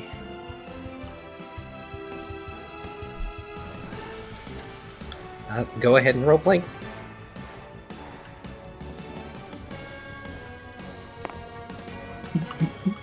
Oh, It's like a mirror match. It kind of is, which is pretty great. Did that also transfer my sword, though? Yes, it does. Because I would assume that you've got your sword up in such a way to keep him from having free reign. Yeah. So, Brooke finally gets to use Ice Gun and transform Diamond Shard. Oh, are you supposed to have 3 decks? I'm down 2. I'm at 4. oh, you're at 4. Okay, I didn't really understand how to read the down arrows. Yeah. I start... Wait, do I have 4 decks? Yeah, it's 4 max, so I'm down 2. Because of the first move he did. Yeah. So yeah, I'm at 2 right now. Okay. Ready to So, go, yeah. Furious. And your blast seems to wash over scales to no effect, though it does leave them slightly drenched. Should I roll freeze, actually? Mention frozen. Yes, because even though it didn't do any damage, you did hit. Clinch. Yes. Ooh. Freeze. No. That's fine. Spit right in his eye.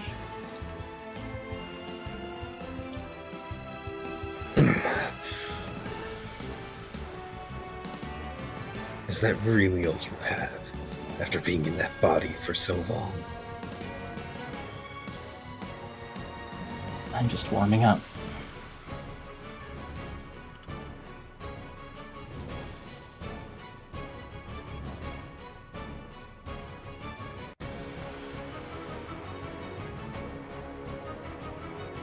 I think that's gonna be the end of my turn.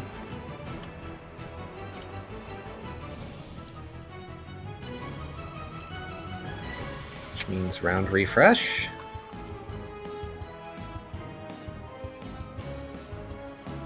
Hey, Brooke, is that extra little pip stacked on top of the pips? Is that an accident? Oh, I think so, probably. Okay, that's why Beerus was confused. Yeah, well, it's supposed to be there. Okay, just checking.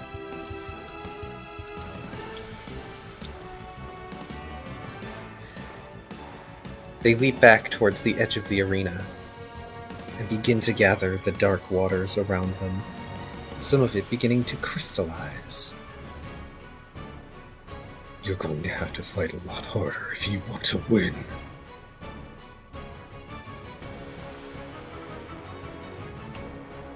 Brooke lifts his sword.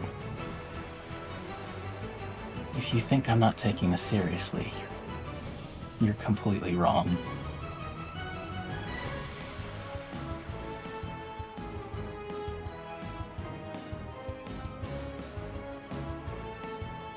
It is your turn. Oh, did he not do anything? I guess he's preparing a move. He is.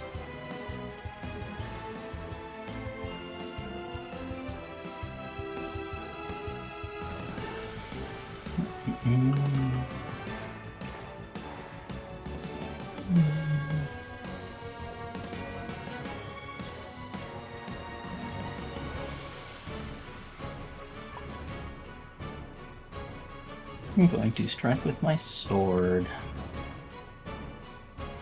Which is Dex Fight Brawl. 2, 5, 7.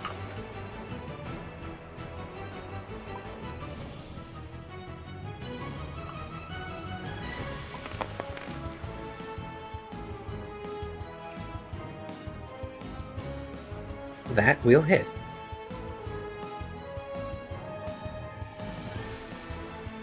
It's 3, which is 9.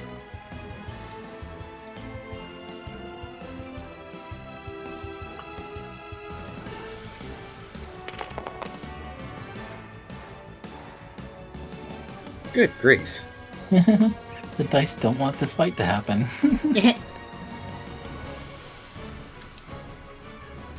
So, Plank, I assume.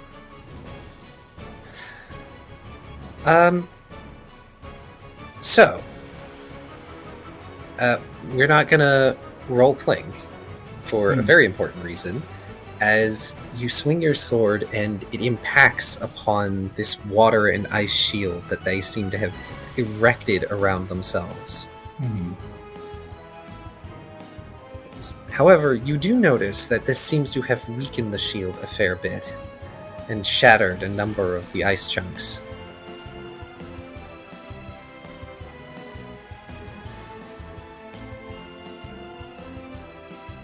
Is using a weapon the same as using a move in that you can't do it more than once? I believe we ended up ruling that you can use a weapon more than once. Okay. You still take action penalty. Right. That hit didn't connect directly, so I'm guessing no flinch either. Nope.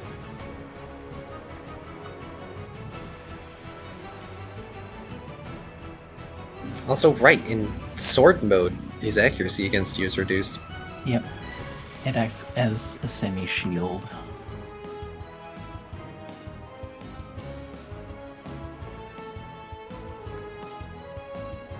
I'm going to use superpower next.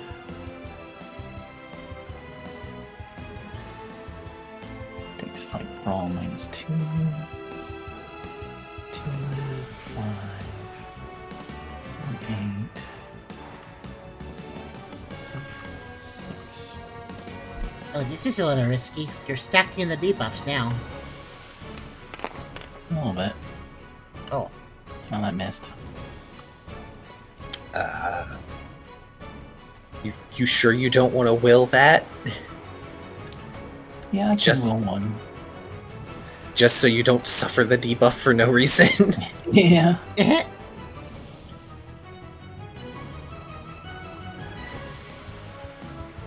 Okay, in which case, go ahead and roll your damage.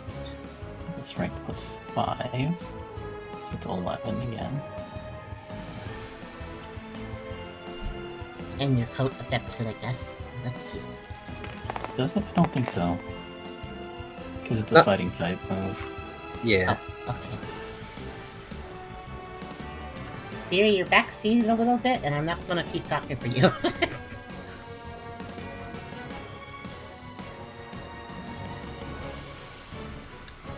I appreciate your investment, though. Indeed. Go ahead and roll for Plink. Did I Aw. go through the barrier then? Yep, you broke the barrier. Okay. You've broken the barrier, though there's still whirling water and ice there. So 3. 2.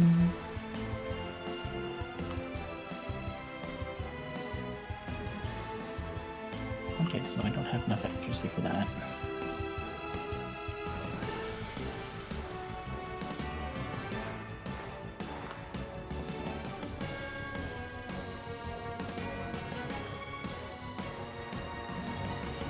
Dang. I didn't realize Phantom Fetters would be so mean to you. Yeah. I rely a lot on my dexterity, actually, turns out. Yeah, when I saw that, I was like, oh, that's gonna mess some stuff up.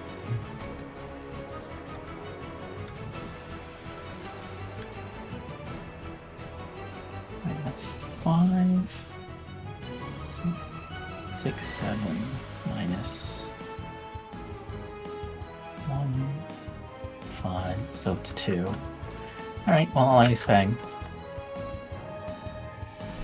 As I break through.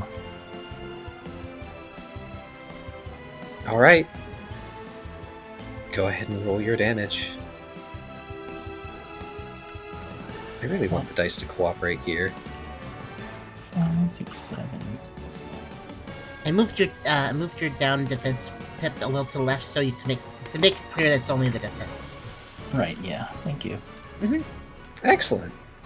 Yay, that's a good hit. And I'm also going to roll the flinch and frozen.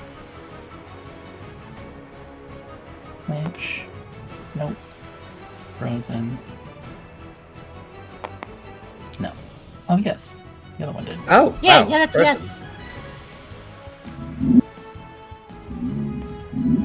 yes. Alright. So I crash through the barrier Oh, really, with really? a slash and a punch, and then bite as hard as I can. Freezing whatever I strike. There was a Apologies, car there's at that time, and I just thinking, oh, Brooke's getting revved up. I see. Yeah, I was silent because, like, who the heck is revving at this time of night? So apologies about that. Would you mind rolling Plink for the damage again? Because sure. unfortunately, this guy's defenses are pretty high. Yeah, no problem.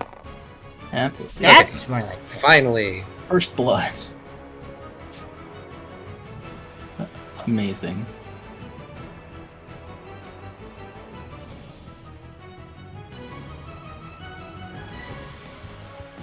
All right. They're frozen now. I need to go look at the frozen condition. Cannot perform any action. May try to break it with a strength roll, or use a move that is super effective to break it. So, you break through the barrier, lunging in to bite him, and he brings up one of his arms to defend. You bite down and end up freezing him solid. It's very statuesque at the moment, because you even freeze the water that had been whirling around him.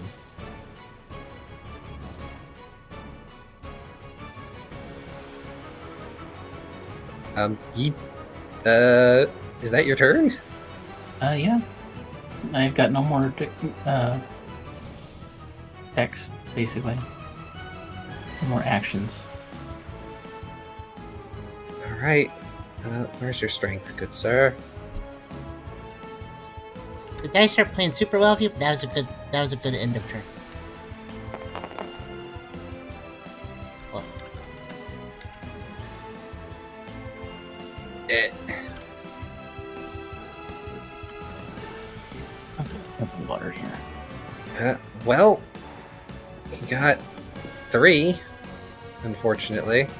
Hmm. Well, that'll be the end of that turn. But they are frozen solid, so if you attack them, you will break it. Yes.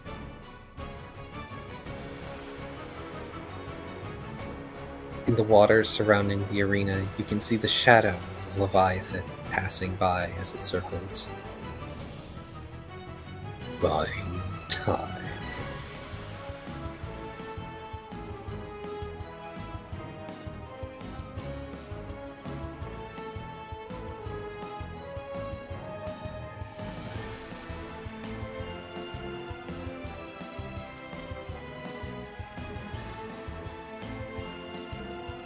I didn't think I'd get this far.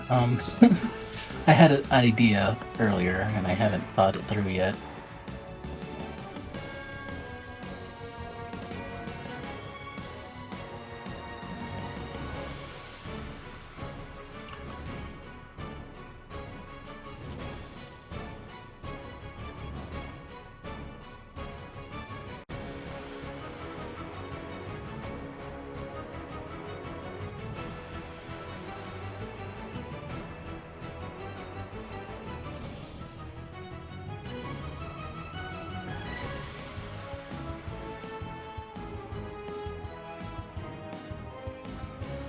Yes. Huh? Nothing. What were you gonna say? Oh, that's actually useful. This might take up the whole turn, but that's fine because he's frozen.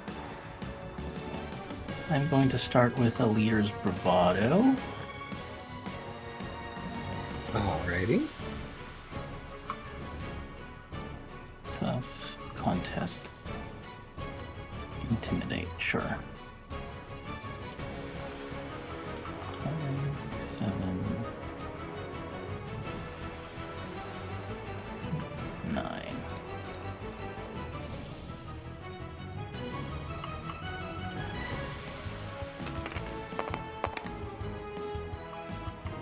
Excellent. You know how bravado? I'm also going to do Leader's Countenance. On yourself or on him? On him. Ah. Which is other tough smart intimidate -2. I don't know if we've seen countenance used as a debuff yet. It's not a move that's used as often because bravado is much more useful overall. Yeah. Then I will also do a Leader's Pressure to cause hesitation to also give him a -2 dex. Oh, that's perfect. So it's the same roll -4.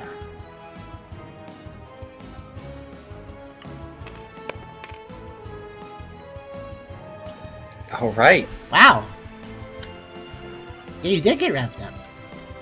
Yep, he's basically psyching himself and his opponent out. Himself up and scales out. And see at -6 now.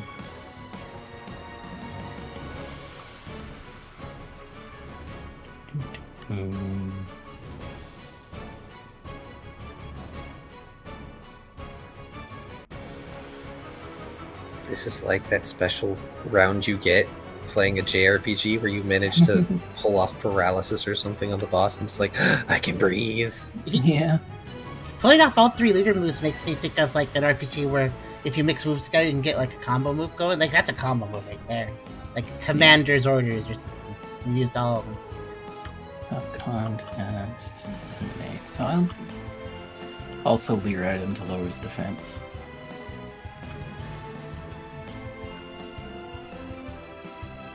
Okie dokie. And that's gonna be 3.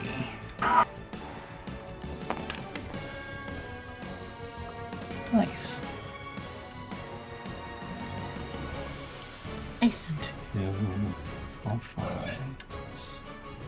Okay, imagine being such a good leader that you can meld move those 3.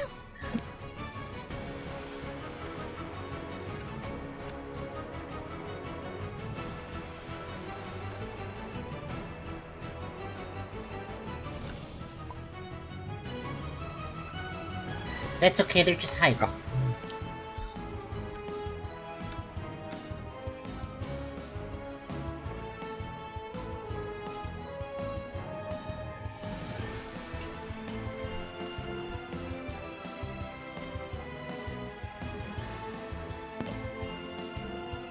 I appreciate your cinematic screenshot, Hydra.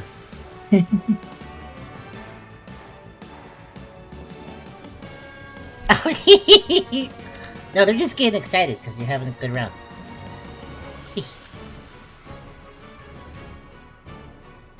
I think that's all I can do this turn.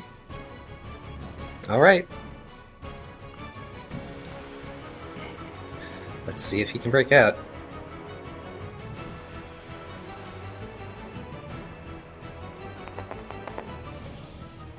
Good.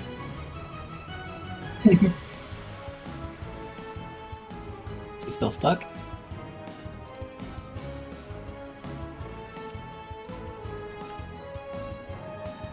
He didn't want to delete. He breaks free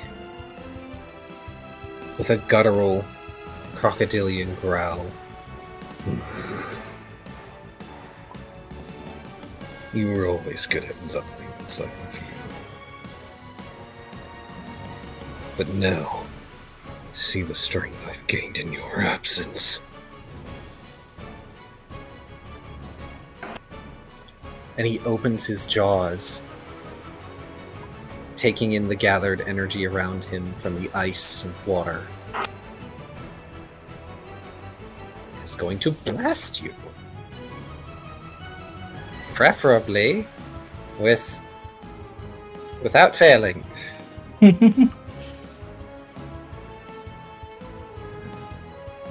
Shoot.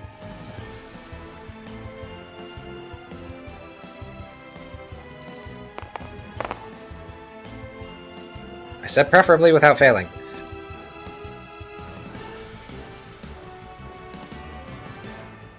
But that's fine.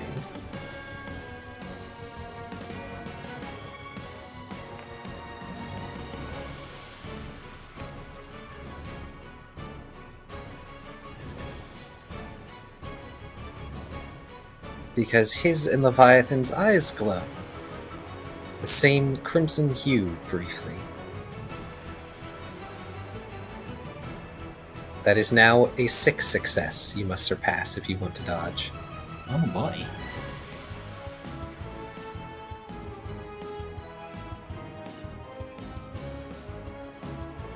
Or clash, I suppose. Yeah, I was considering that.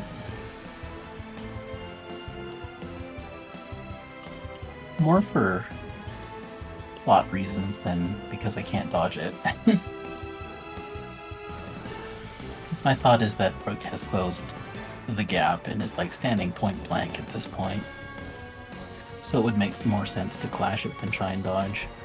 Oh, I'm sorry, that would be a 5 success, because his accuracy should be reduced by 1 because of your sword. That is true. So I'm going to clash with the sword, which is strength fight clash, Yes. which means I need 6 in order for this to do anything.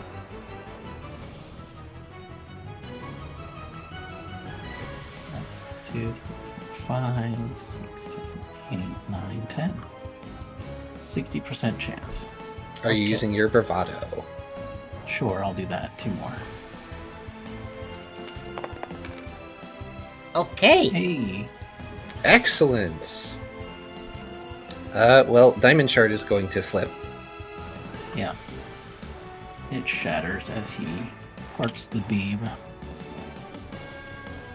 And go ahead and roll a die to see if you take damage.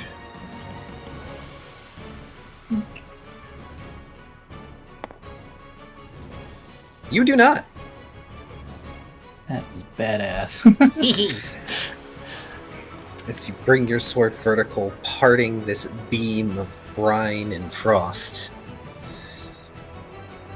You can hear it hitting the other aquatic walls of the arena behind you. As it slowly fades. And Diamond Shard crumples back into its dagger form.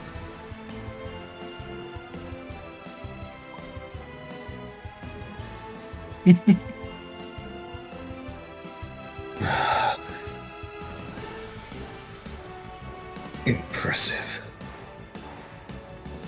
I could say the same thing.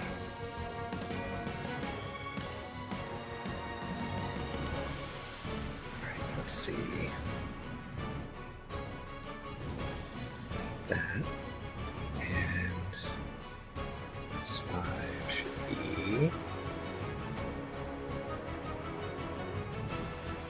Hang on, I need to look at something real quick. Because I can't remember if this move uses Dex. It does not.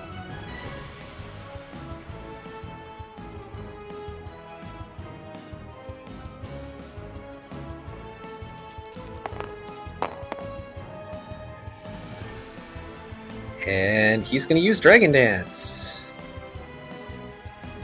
Oh no. His moves are not weak. Indeed. And also now he's only at -1 dexterity. Oh, what's Dragon Dance do? It gives you +1 strength and +1 dex. Oh, It's very useful. Is that stack? No. Sadly, buffs and debuffs do not stack. Though he can get rid of the dex debuff until he can get +1 dex. Mm-hmm.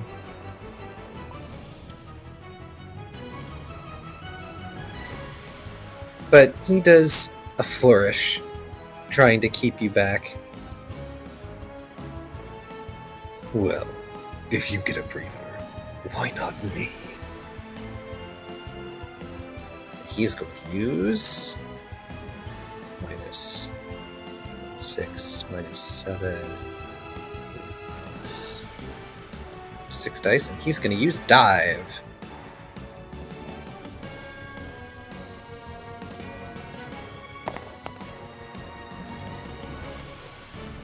Right, and he is diving into the wall of water and is going to start doing a circuit. Okay. And that will be his turn. Doesn't this just give me another breather? Until his turn comes up. Yeah.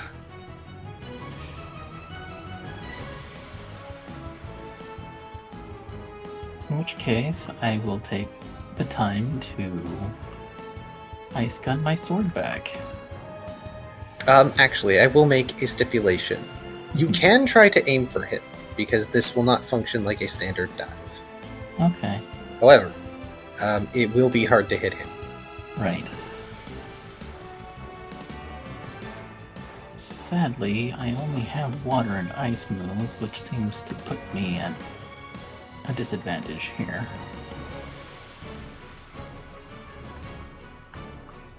But yeah, sure, I'll try and aim for him as I do this.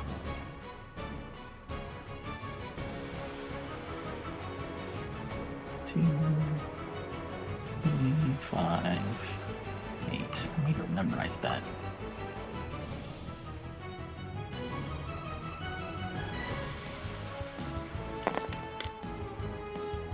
Oh. Oh. Oh boy. I'm starting to miss Lucky Chat. Just as a storyteller. Sorry. I try. You have made life so much better for everyone. Yay!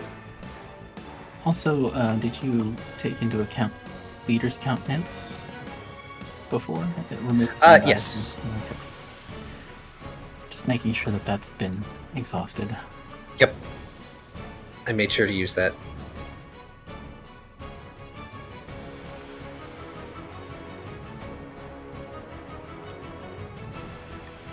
Alright, so I guess I miss with the beam, but do I still get my sword back? I will say you miss with the beam, but you get your sword back. Okay. Just kind of washes in the flush of the wall. Yep.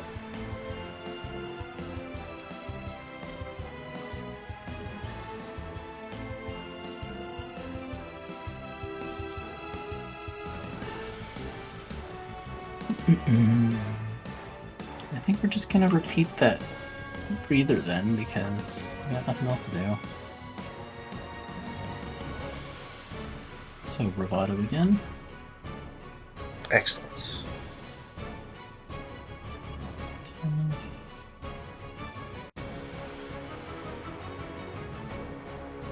Test. So that's 7. This is the part of the boss fight where you get a cinematic pan around the arena.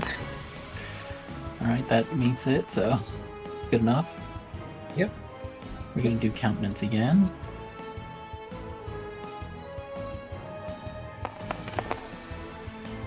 Ooh, that didn't work. That's not gonna happen. And then pressure. Which kind of pressure? Intimidate again. Alright. Otherwise my roll would have to change. That's fair. But I figured I'd ask because you got options. Yeah. You You do. guys can't decide what they want to do.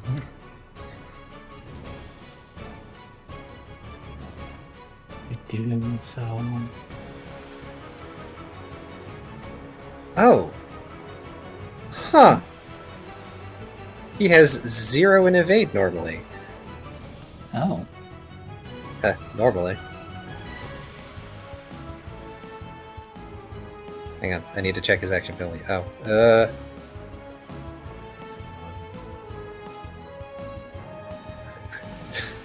He might actually not dodge this.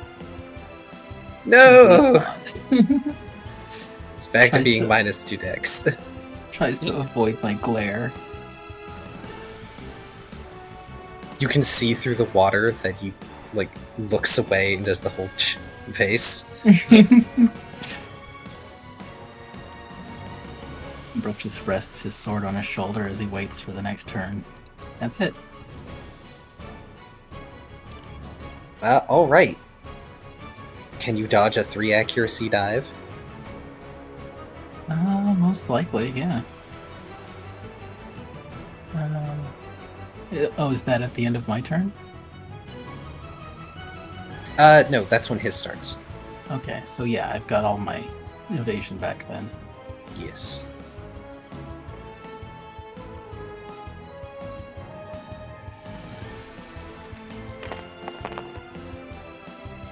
That might have actually been too much. Either way you dodge. Oh wait, no, it is. No, that's right.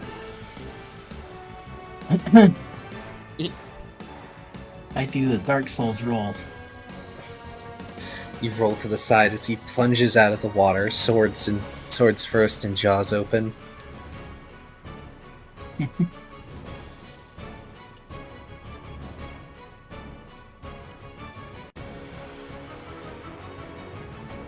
Alright. In which case, he's going to brandish his blades and begin going after you. And if anyone's played Bloodborne, the DLC, it's like Lady Maria, but water. Wonderful. And 2 of them. Yep.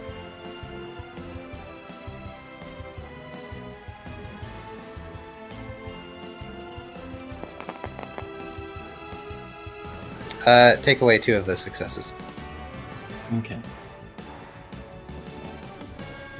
So I'll be dodging that. Yeah, that should only be 2. I forgot about the dex minus. That's my Right. fault. I'd have beat it anyway. Yep. 8, 6. Because this is a successive move.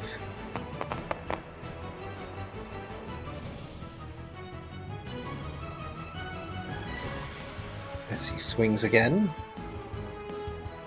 1, 2, 3.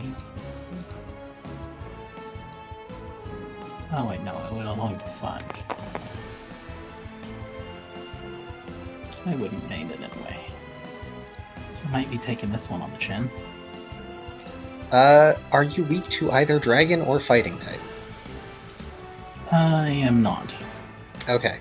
Because I know you're not weak to water.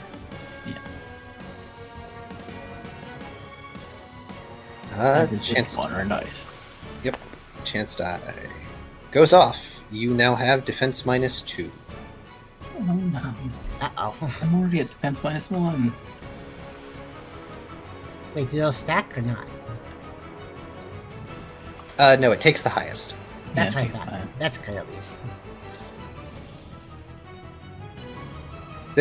Literally 1 chance die for that. Alright, and how much damage is this?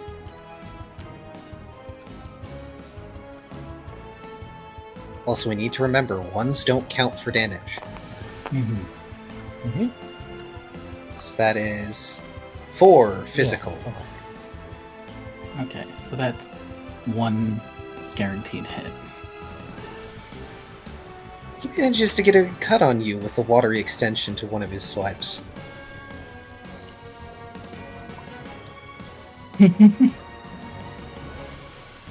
Indeed, there is no hitless run. Alright, so -6. Again.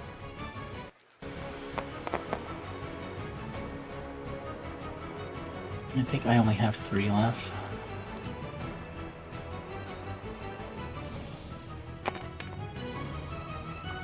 Okay. I'm not going to roll the chance die, that won't matter.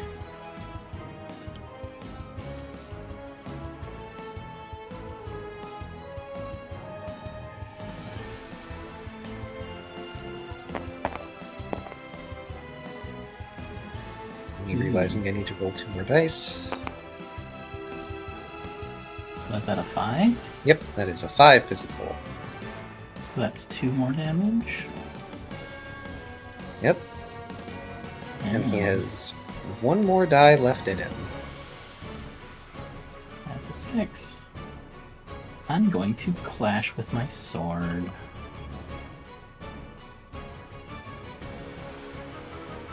So that's special. Strength fight clash again. Okay.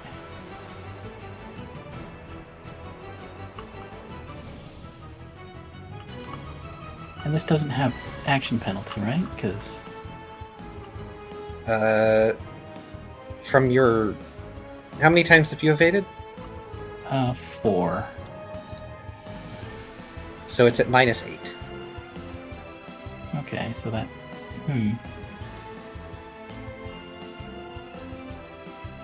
Fair enough. Strength. It's 5, 8. So I got 2. Yep. But that's better than my dex. Oh no. Ugh. Oh no. Unfortunate. Slash fail. Spend a will on this, actually. Oh, well, you know what? Meets it beats it, so go ahead and roll to see if you take damage.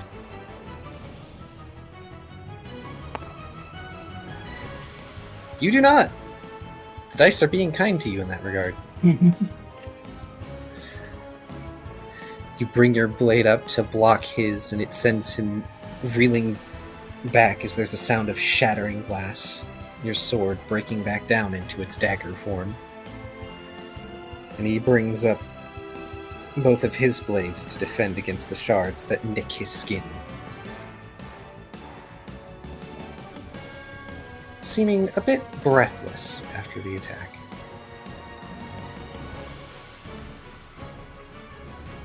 Now we're getting somewhere.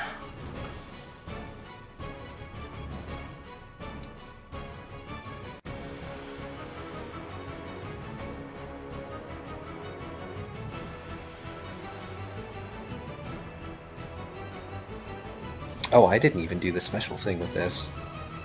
I am a fool. Hmm? Oh. We'll do that next time. Because you can do that more than once.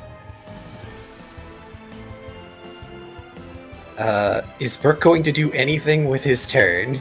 I don't believe I have any economy for that. Because I should be at a -6. Or minus... -5. Yeah. -5. Let's see, what can I do here? Well, a total of -10, but still. Yeah, -10.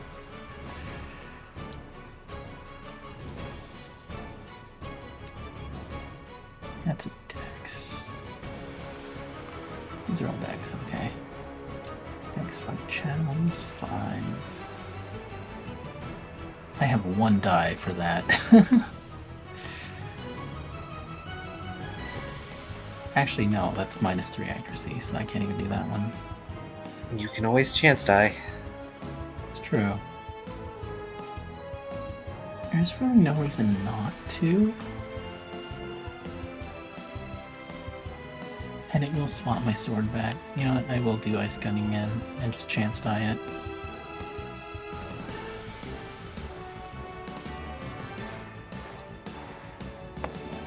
Nope, nope.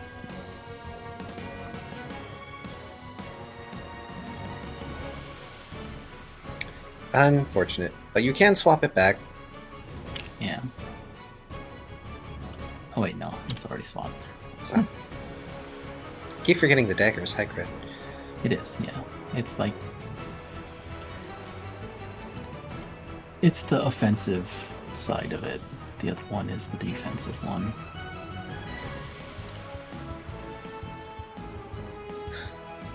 Is that the best you can do? Just defend.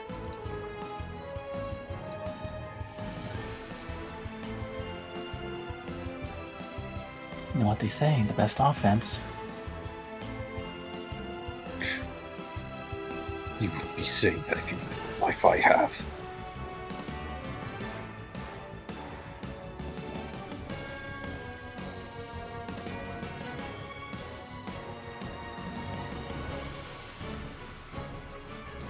and show me.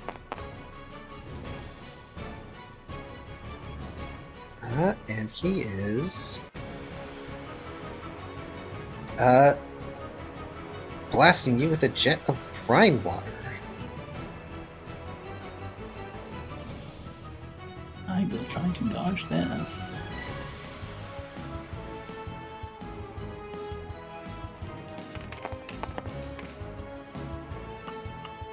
It's a 4. Unfortunate.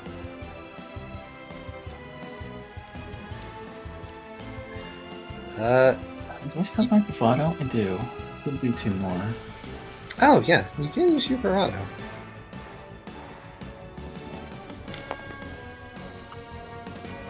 Darn it. I can't augment every single one of my rolls. That would kill me. I mean, you could.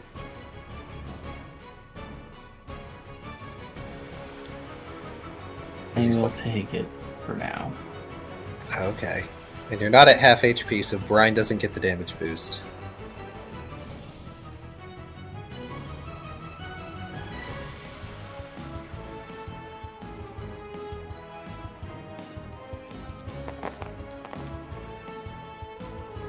And this is a water move that does 4 special to you. Yeah, it's a plink. No, yeah. It's only regular defense that I'm down, right? Not special? Yeah, just regular. Yeah, that's why I moved to the Yeah. left. Okay, so that's You pink. will take that plank. Alright, down to 5.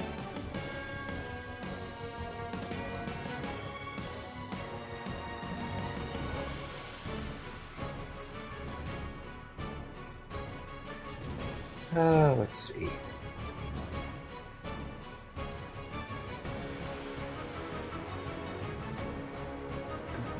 That's 3, that's 5. That's 7. Sure.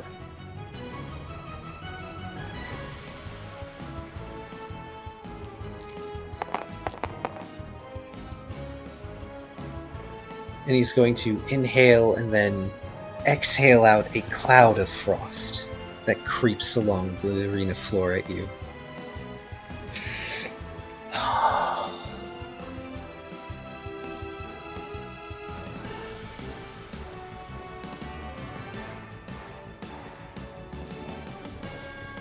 Okay.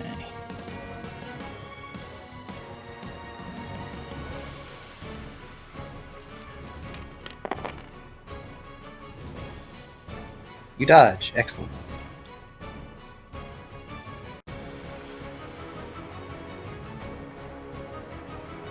He's going to set himself into a more wary combat stance. And it'll be your turn.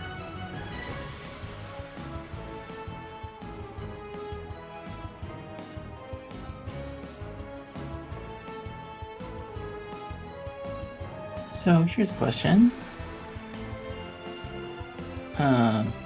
Weapons don't add stab, but They do do. they get the torrent bonus? Yes, they would. Okay. I am going to slash with my sword. Dex fight brawl -4, if I remember right.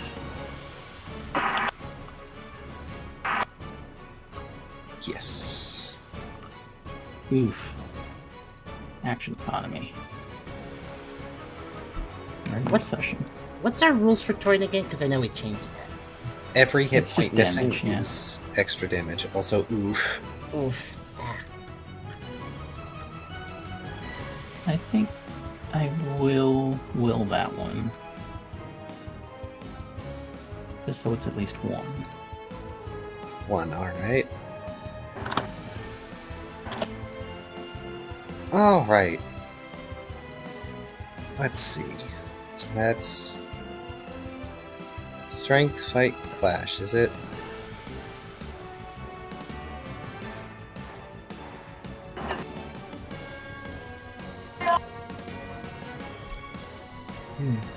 Burning your will faster than your HP right now. Yeah.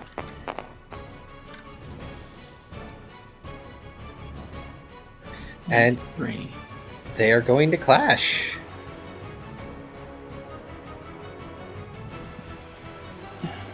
However,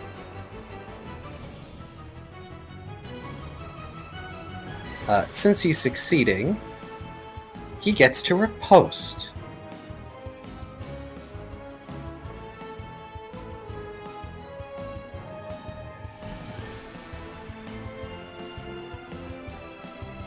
Oh, the parry and dagger.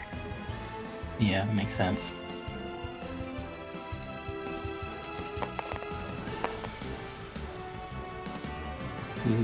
As he pushes your sword aside and opens his jaws wide to crunch into your shoulder.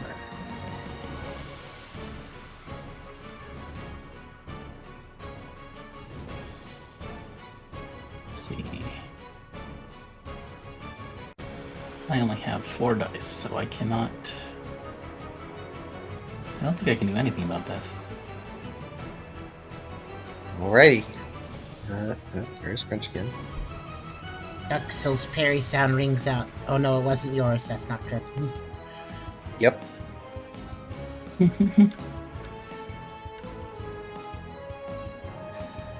This is the special feature of his weapon.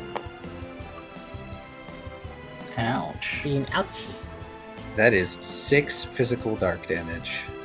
So that's 3 damage after defense. Ow. So I'm down to 2. Berserk mode activate. Hopefully. Unfortunately, I don't think my turn has anything left in it. Let's see, we're at -6.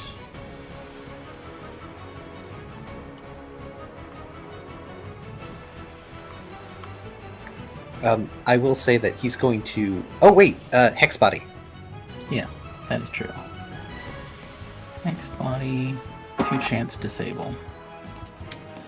We should also do the Hex Body for the other move that hit you. Oh, that's 1. Crunch is disabled. What about the other one? That's 2. Wow. Hey! You disabled Wave Dancer! Very good.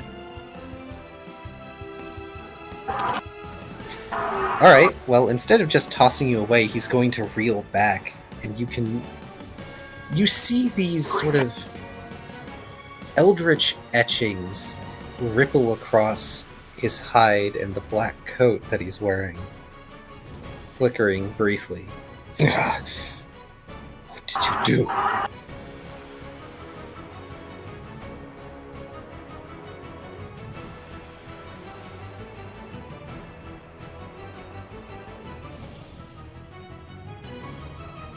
What can I say? I saw it in the window and couldn't resist. Impulsive as always. And for a moment, there's a flicker of the scales you remember. A friendly, if somewhat exasperated smile, before they put on their game face again.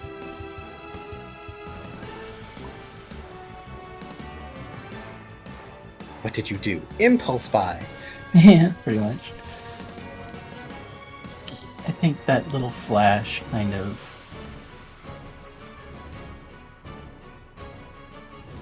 It doesn't shake Brooke so much as remind him who he's fighting.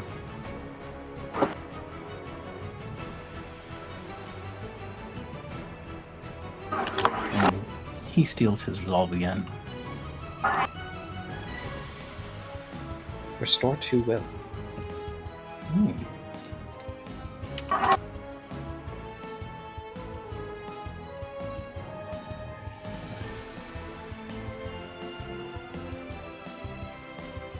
Alright, so I think I'm -6. Yes, you are currently at -6. What can I do? What are the rules for accuracy on meld moves again? Is it just ones that I haven't learned yet? Is it just adding them together, or? Were you going to try and do Death Grip? Icy grip this time. Icy Grip.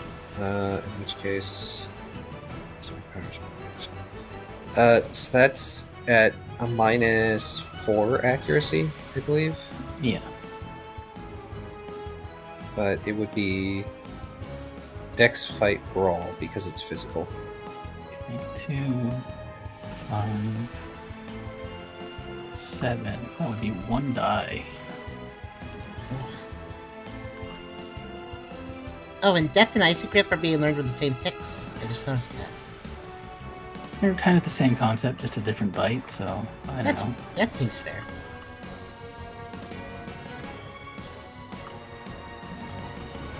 Yeah, YOLO. YOLO. Hey, you have the will to augment it. That is true.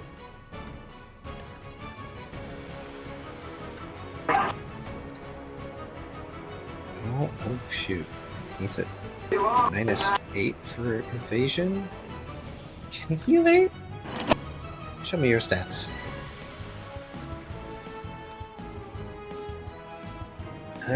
He can.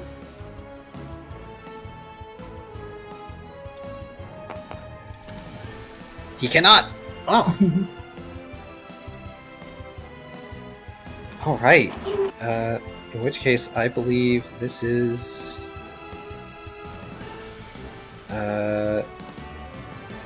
what was it supposed to be, like strength plus 6? Power, chip away, and Ice Fang. I think it is strength plus 6. Yes, that sounds about right. Strength plus 6 or so. Which is 5, 11.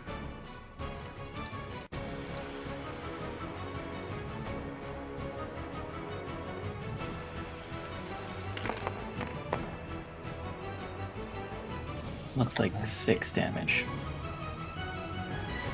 Yeah! That's pretty solid. Sadly not a water move, so I can't add Torrent. Yeah, unfortunately. 6 physical damage, which does hurt him.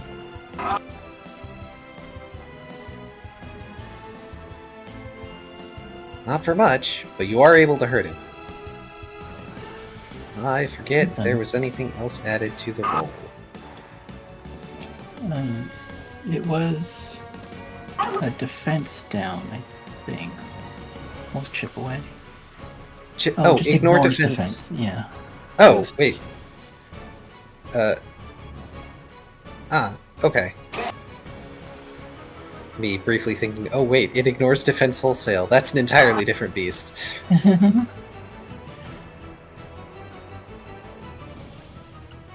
Well then.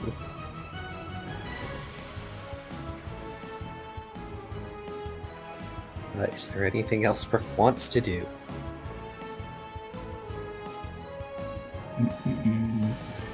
Since that's an icy grip, does that also freeze?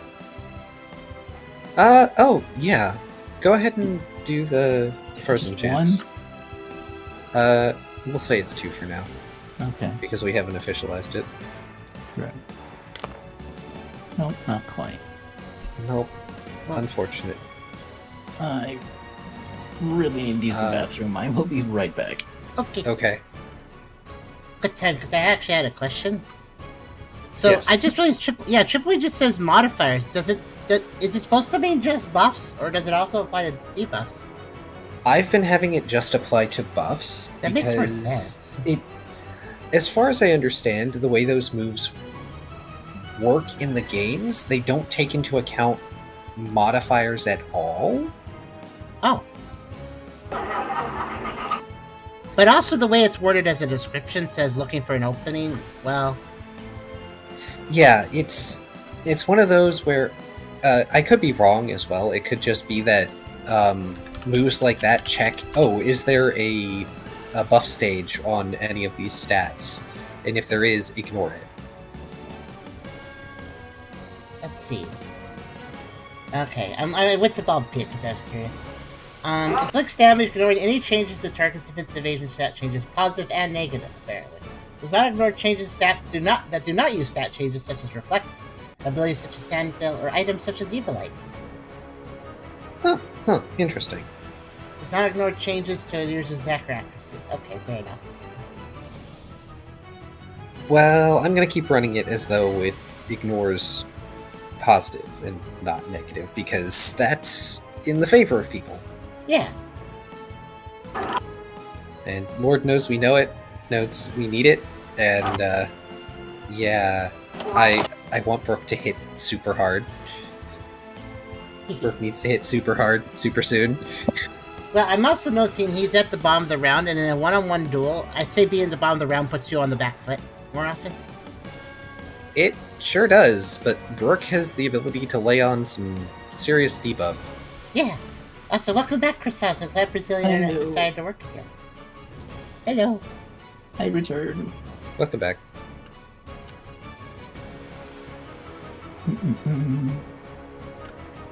I think that was my last of it, because I don't think I can do anything else.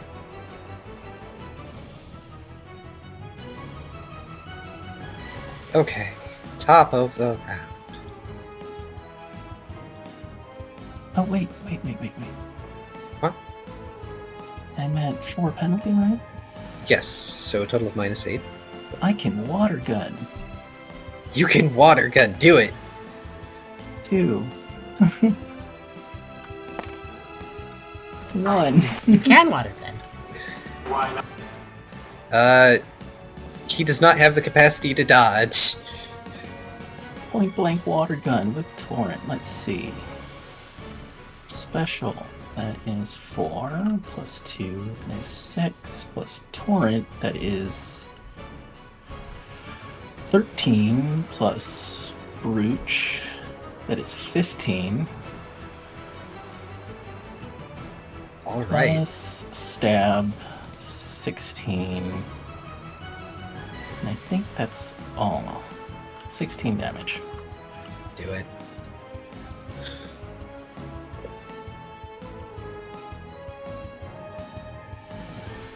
This may be the longest roll that I've ever made.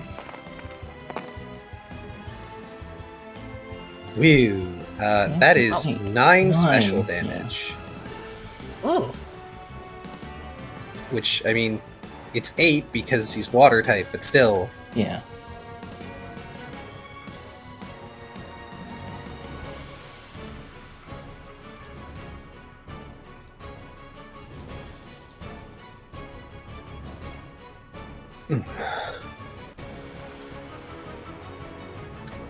As you manage to blast him real hard in the chest, forcing him to take a few steps back.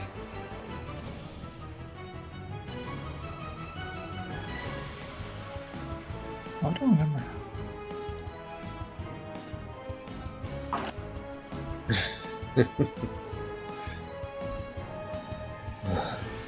I remember being able to do that.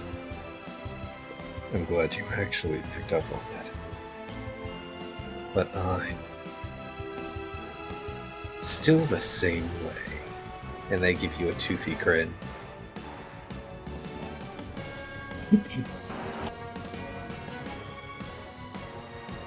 I kind of figured.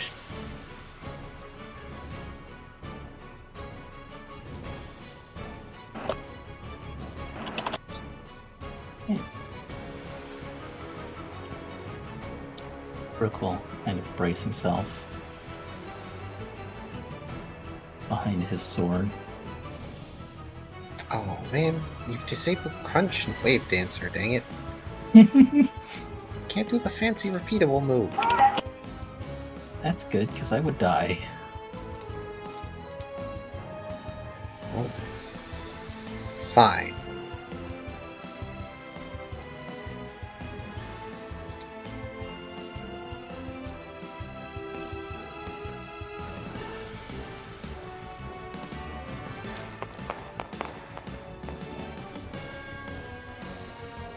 He rolls his shoulders and his neck, and there are a few cracks and pops as he loosens himself up.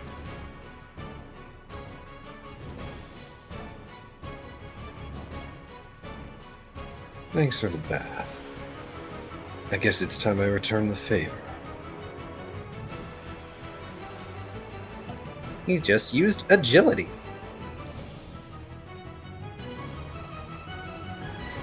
The debuff is gone. Oh no. That's not a damaging move, is that? Nope. It is his only buff move. Nice. Alright. So that'll be...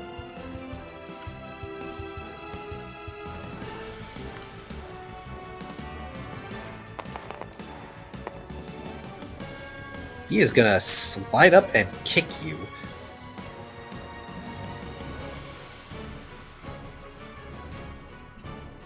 Ow. 7.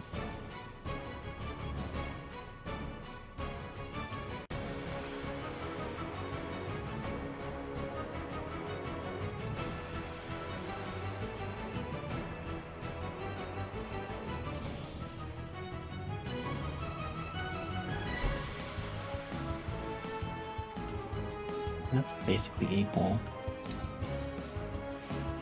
So I will try to dodge.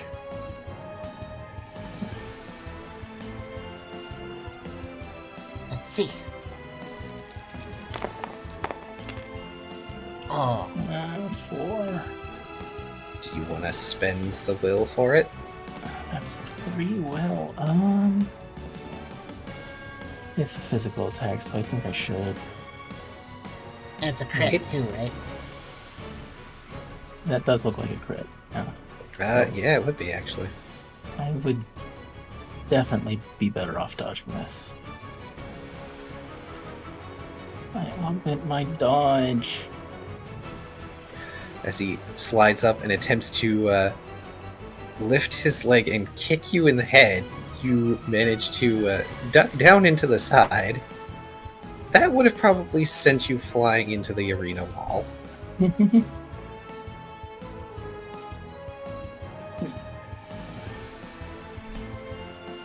You've got me at a size disadvantage here. We were always facing the odds. When is this different? Can't argue with that.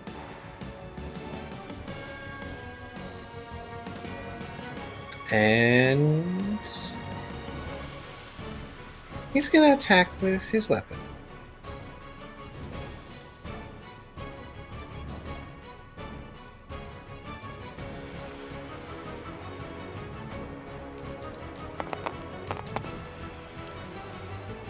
Okay, that's not as good. I'll clash that.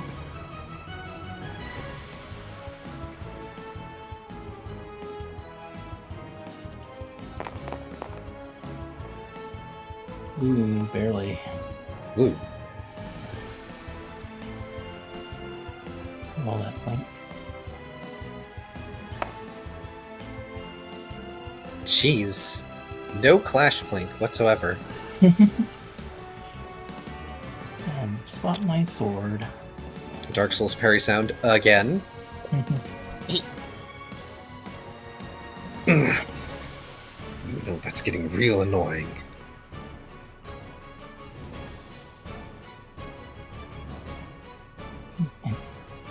I hear that a lot. He Before makes I a made bit the of- sword, oddly enough. He makes a bit of a face as his shoulders sag. Ugh, are we always such little shits? Brooke says, it makes the journey more fun. You're right, you're right. He adopts a bit of a more relaxed pose this time, pointing at you with the parrying knife. It's your turn.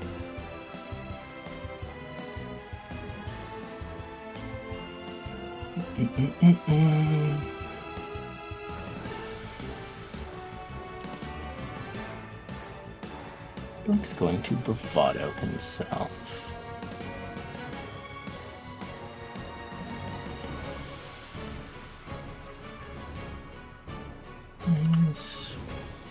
-2.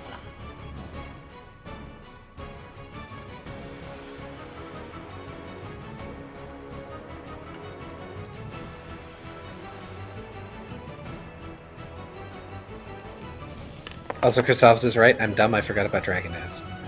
Good enough. Hey, it's more than 0.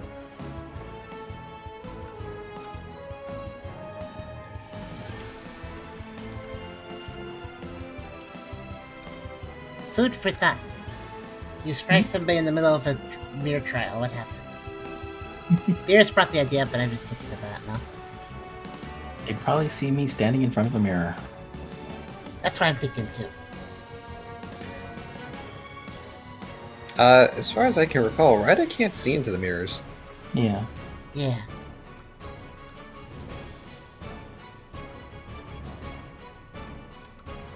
I'm going to use my knife. He's got a knife. No. Dex, survival, and stealth. Oh, it's a stealth thing. I forgot. Eats Do I it. have anything in stealth? I do have one. Yeah, You do have a stuff.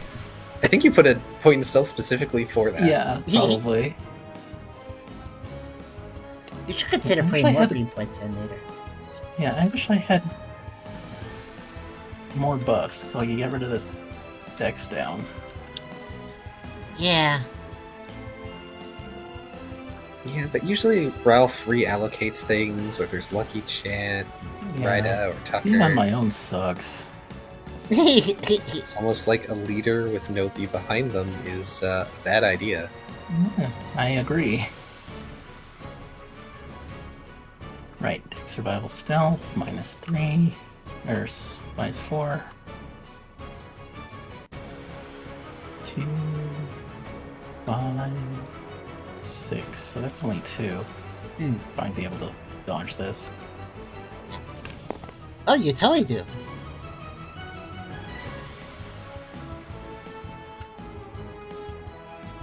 Actually, yeah, teamwork helps a lot. I wonder if sympathy could take debuffs. Let's see here. Is it at -6? So...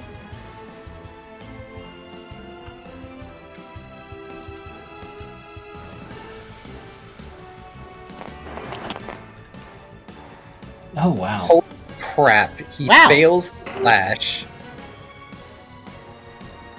He failed the clash. It was only a 2. I was hoping for it, but I didn't want to say anything. Go ahead and stab this man. Okay. It's only a strength +1. Oh, But it gets the torque 2 bonus. freeze, yes, that how is did he true. mess that up? He had his parrying dagger out front too, ready to catch Yeah. it, so I wonder what he did. I must have fainted. Whoa, It's harder to keep track of a knife than a sword. true. Right, strength +1 +7. So 8. Plus no stab, okay. It's also harder to catch a knife than a sword on a parrying dagger.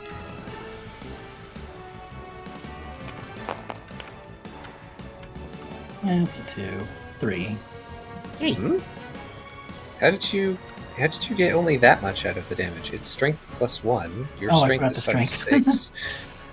Okay, that's... Okay, let me try that again. 8 plus 5 is 13, that's what I was. Yes. Math is hard. I saw you only roll a couple. It's like, wait a minute, what's going on here? Okay, That's That 10. is- That's actually 11. 11. That is 11 physical. That sure is.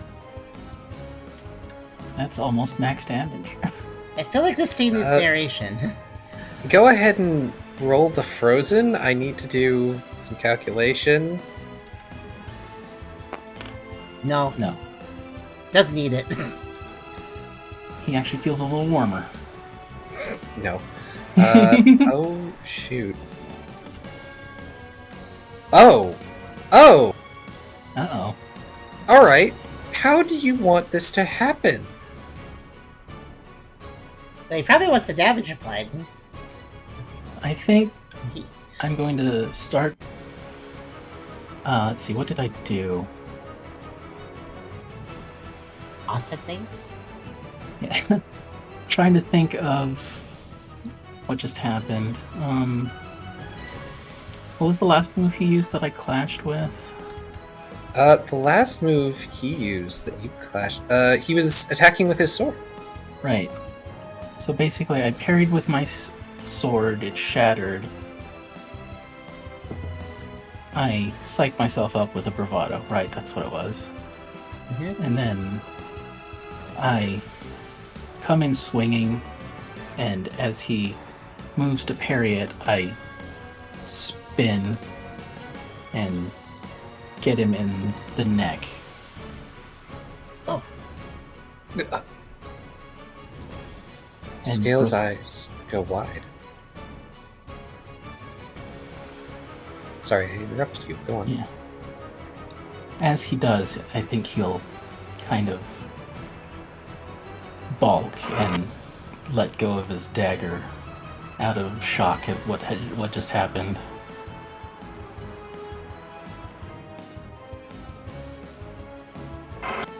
Scales, I'm sorry, Scales stumbles back. He drops his swords, goes to one knee.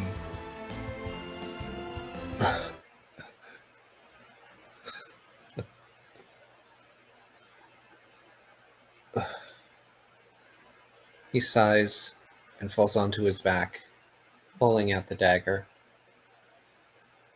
He's bleeding, yes, but he doesn't seem to be unhappy with this outcome. Brooke rushes over and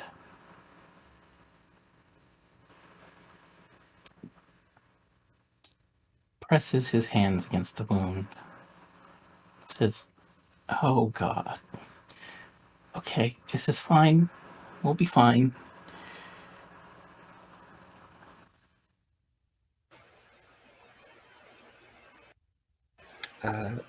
We're going to go to, I believe it's events 235? Okay. Oh wait, no, not that one. 36. We want the instrumental. Okay.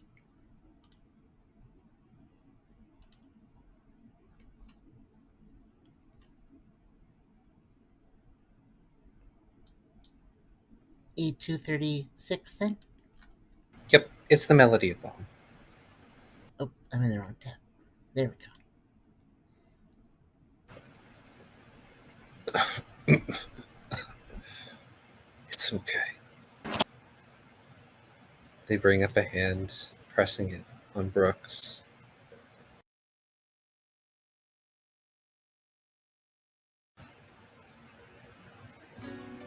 It's okay. I stabbed you. Brooke's eyes start tearing up.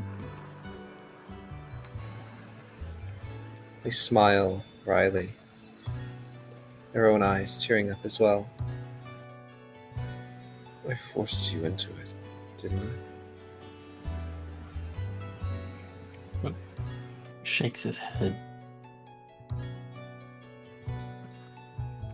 I made my own choices.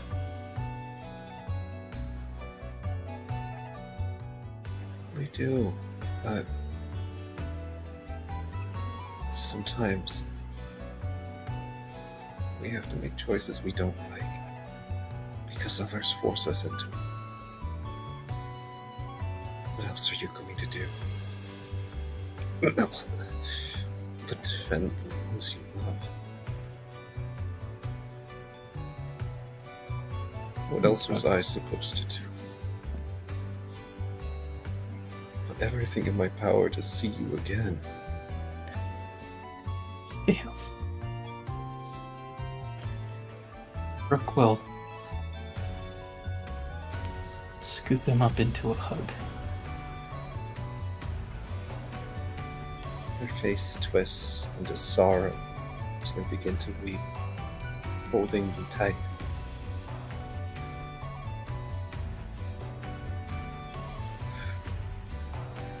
It's all my fault. All those Pokemon you saw on the way down here.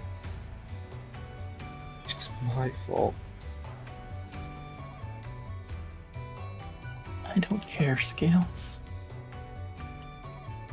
I'm just so happy to see you.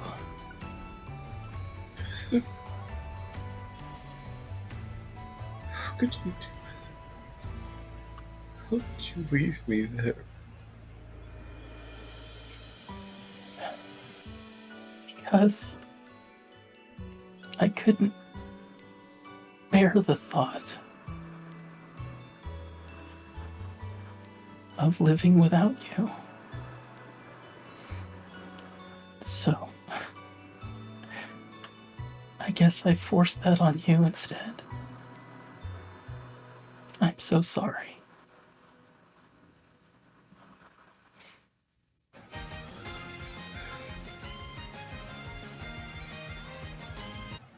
I waited for so long. I kept getting stronger and stronger because I knew that's what you'd want. I fought so hard. And then this.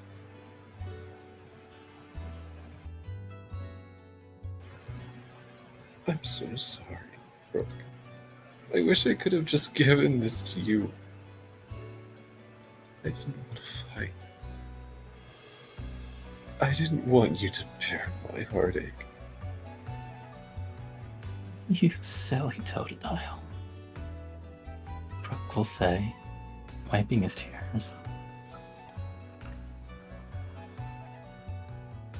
I'm your trainer. I'm your leader. Bearing your sins. That's what I signed up for. So just let me carry them for you. Give me a piece of you to hold on to.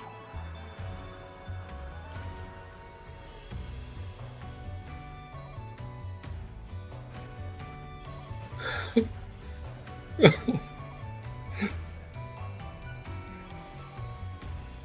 don't want to leave your side again.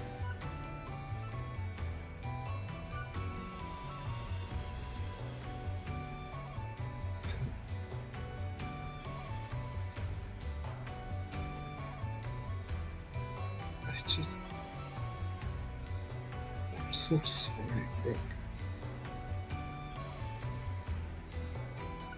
I'm so sorry.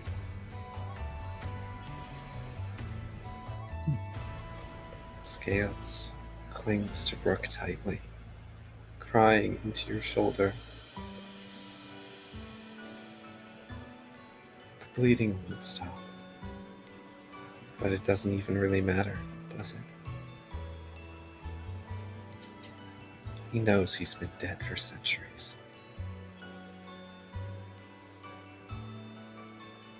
Brooke leans down and gives Scales a kiss on the forehead. It's okay. I'm here with you now. And from the moment I woke up here, after all those centuries, I always felt you with me. Neither of us have to be alone anymore.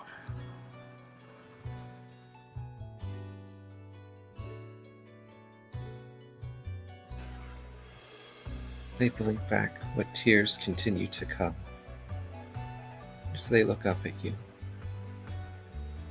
Your vision blurring in and out, hazy.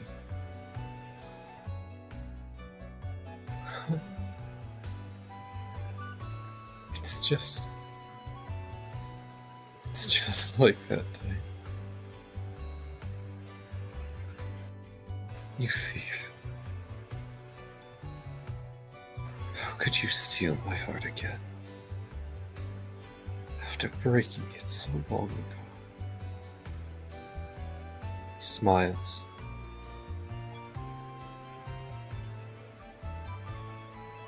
Brooke smiles back. What can I say? I couldn't resist.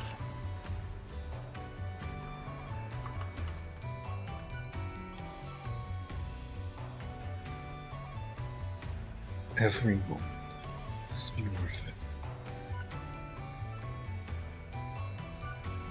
I'm always going to be with you, Brooke. forever. Just forgive me one last time for what you have to see. They tilt their head back and shakily extend one arm.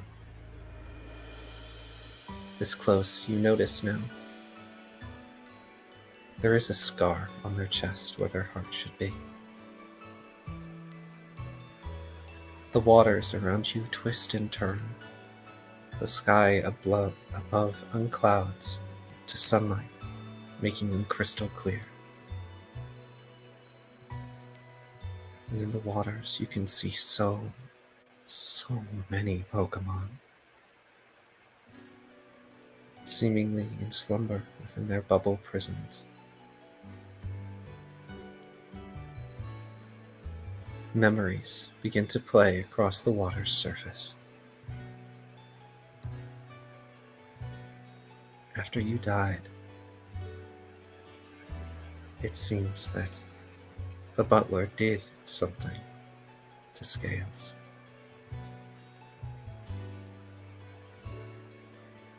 And they became bound evermore to augmentation.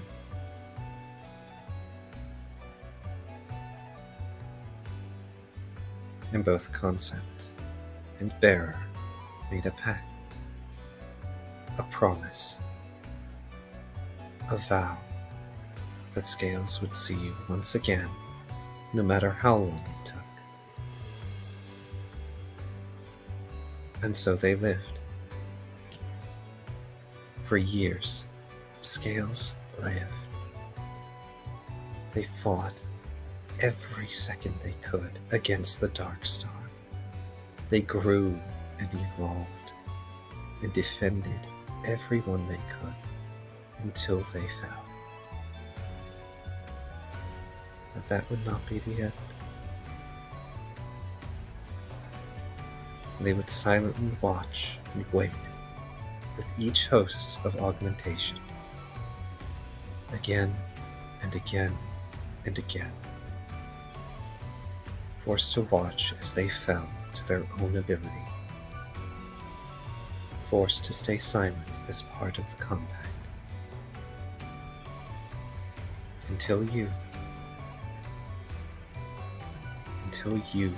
finally returned to the living. That memory, hidden inside a hidden soul, a secret and hidden joy. So warm, it might as well be sunlight itself. As these memories play out for you to see, Scales' body slowly begins to melt and fade away in motes of frost and droplets of water.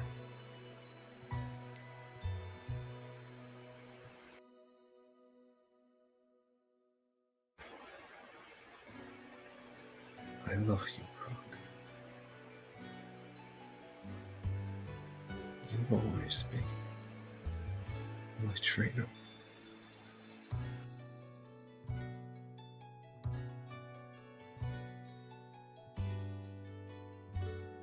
I love you too, Scales.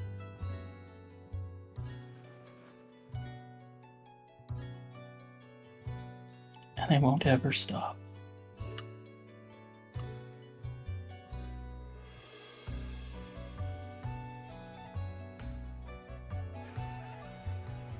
He tiredly tilts his head to you, giving you one last weary smile. Good. So live, won't you? And maybe make an honest mom out of that lizard waiting outside. Brooke kind of blushes. What?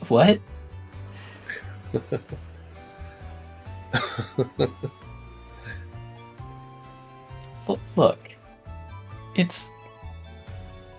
Shut up. You think I'm gonna part on some sad, sappy moment? You asshole. As if I'd ever change. And I learned from the past.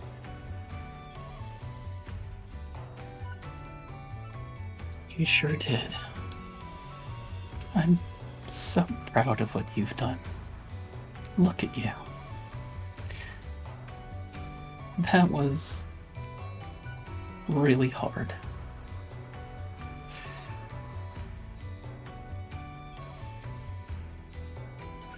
And I'd do it again. If it meant I could see your smile one more time. And he sighs, fading into rain and mist. And it engulfs you. A spirit in friendship, layering upon you like a mantle, weighty and gentle.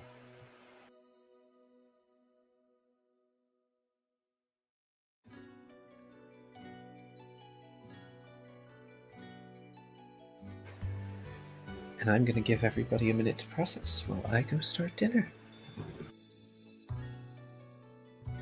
Oh.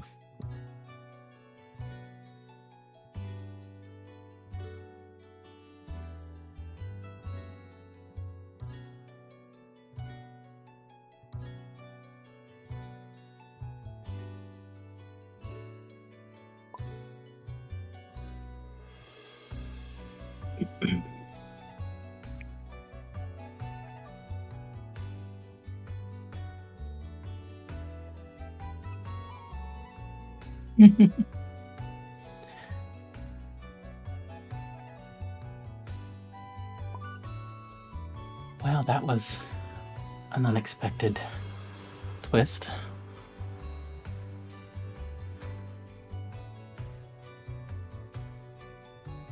And a pretty artful one.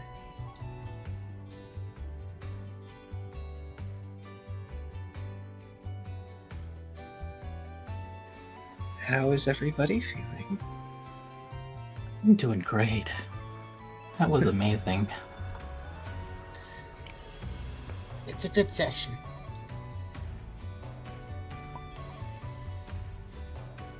I'm glad I left the details of my backstory to you.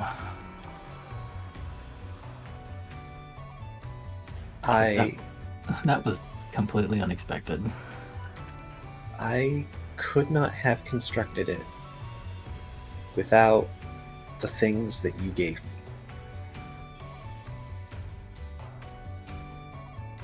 The bits and pieces that were made over time.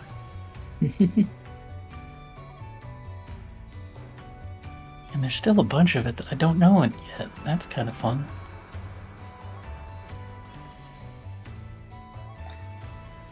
To be completely honest, there's a lot I don't know either. Part of the fun has always been finding out together. Yeah, definitely.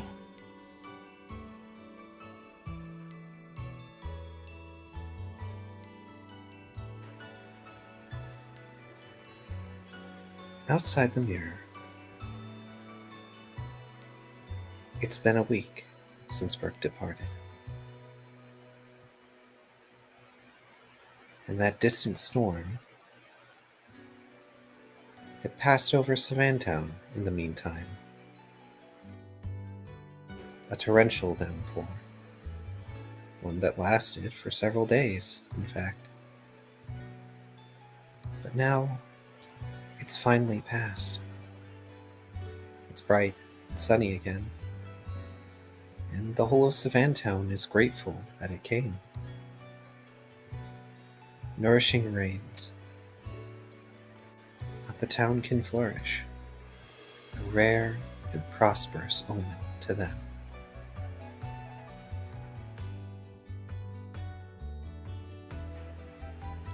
In a way,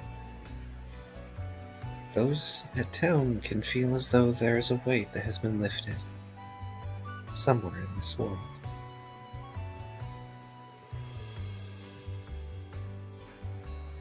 As for you, Brooke,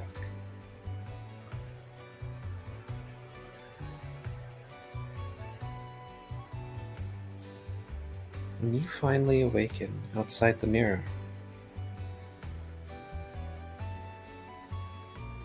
you will find yourself in a small chamber. And off to the side, with their hat tilted down over their face, is Deadeye, sleeping there as if they'd been watching over you the whole time.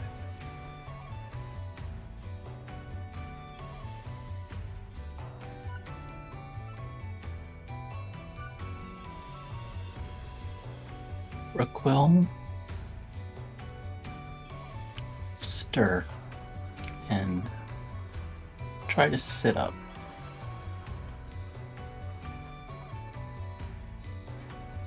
You get a brief sense of vertigo. Sitting up, you feel like everything is a lot shorter now.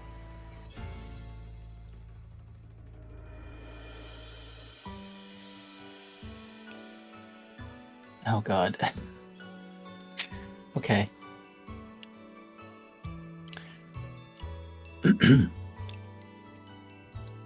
Brooke will kind of give himself a once-over.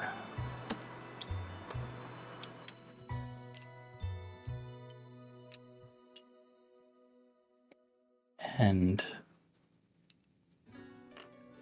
he'll say, "Whoa, that's different."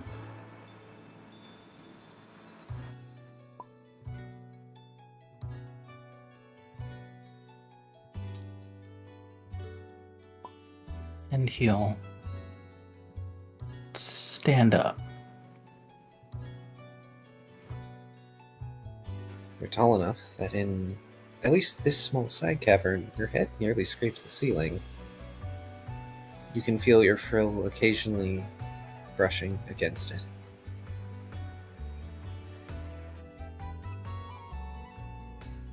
Hey, Deadeye.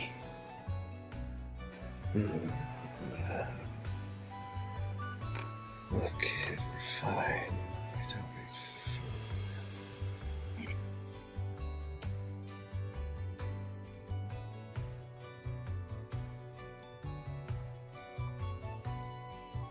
Awfully groggy for someone so vigilant.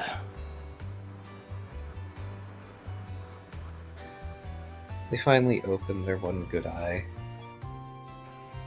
slowly browsing as they use a finger to push up their hat. Well, that explains plenty.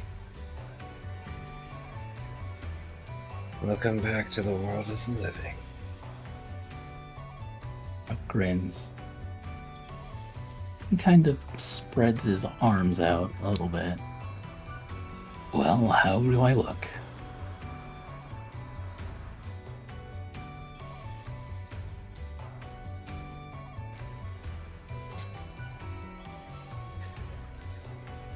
So,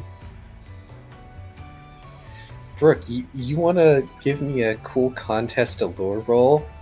Oh, okay.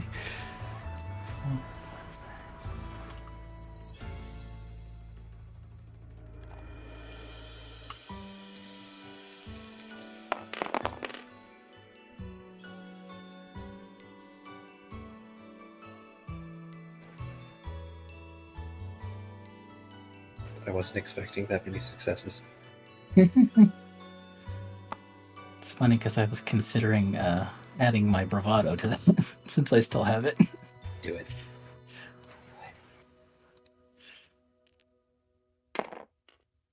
Oh, hell yeah. The dice said, yeah.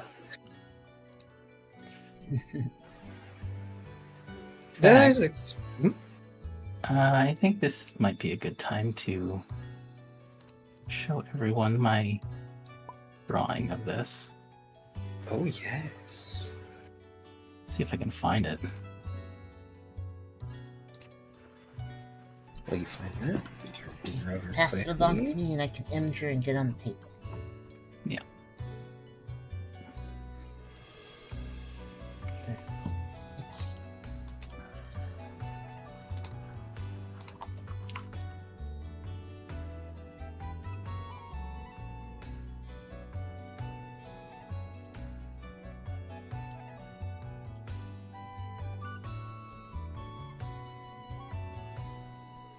Just one moment. I think here it is.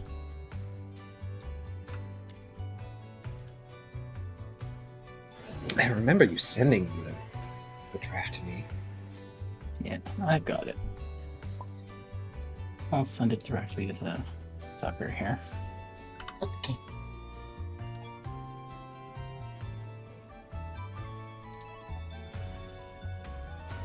Also, I agree with Hydra. Bravo on that voice. Thanks. You do I've well. never done a voice before. He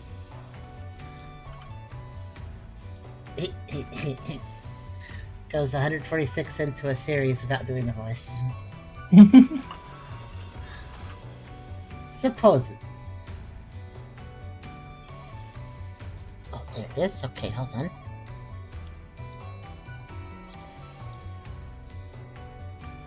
Let me get this saved.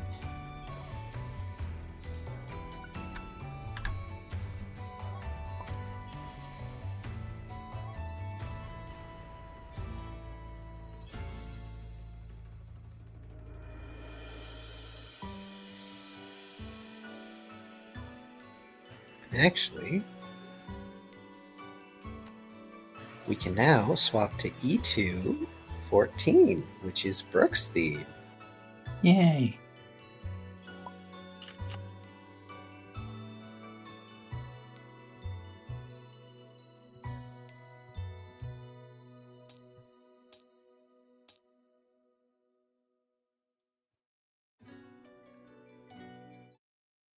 Scary. Spooky, scary gator go. I'll put it next to your sheet in the middle of it. E2 which? 14. Okay.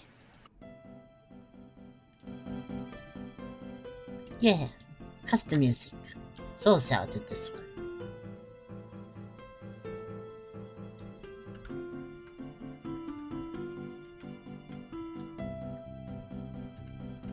Sure. I'll send that to Beerus.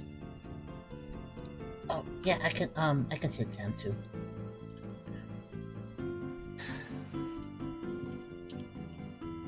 Actually, I'll just put in the brave chat.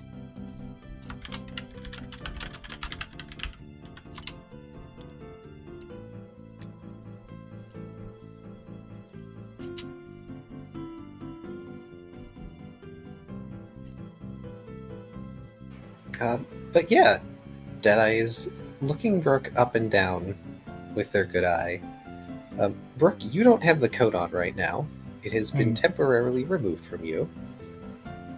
And, yeah. From that fight, you do still have a number of nicks and scars. Apparently, evolving didn't exactly remove those.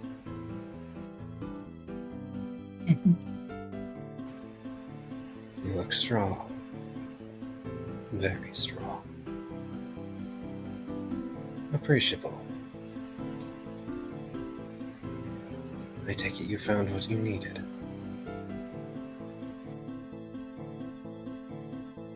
I did. Thanks for sticking around. I was just doing what was right. No more, no less. They shrug.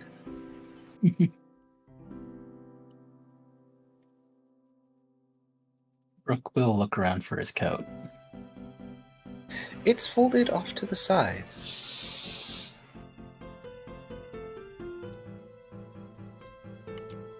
I'll kind of pick it up and say, I hope this still fits.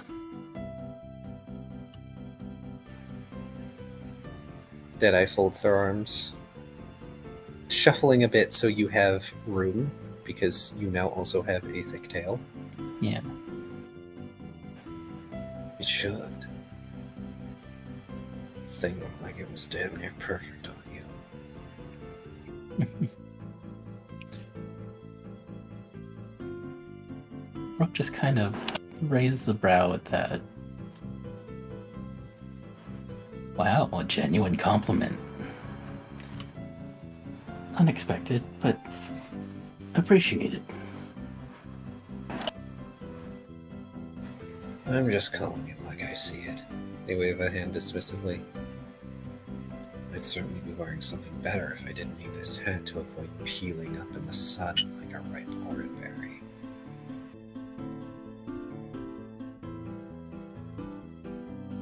Brooke will put the coat on.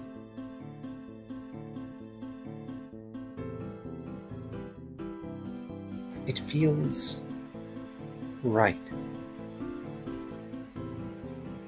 It is a heavy coat, but the weight doesn't seem burdensome.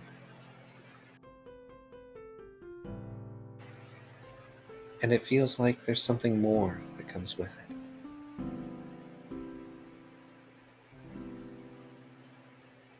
Like the memories of a past are instilled into every fiber.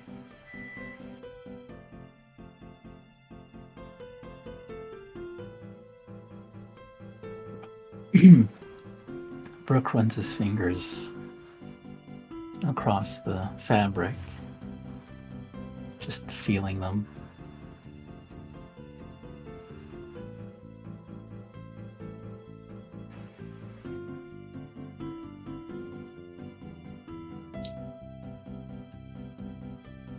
For some reason, the hide doesn't feel like Sharpedo under your claws.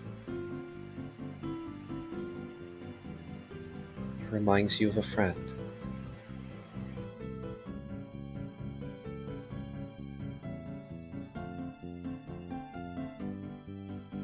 He smiles. He looks at Deadeye and says, "Maybe you should move somewhere a little wetter then."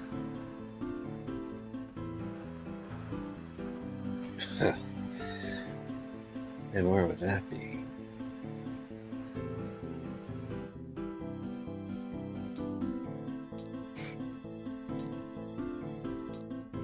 I've always had this idea that after all this is over, I might get a boat. They tilt their head to the side a bit. A boat. They seem to ponder this.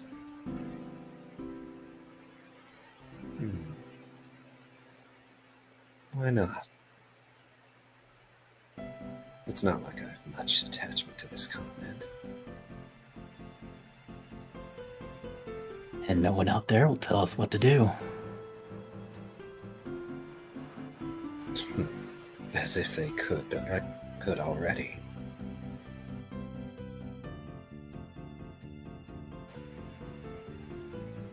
You see Deadeye smirk.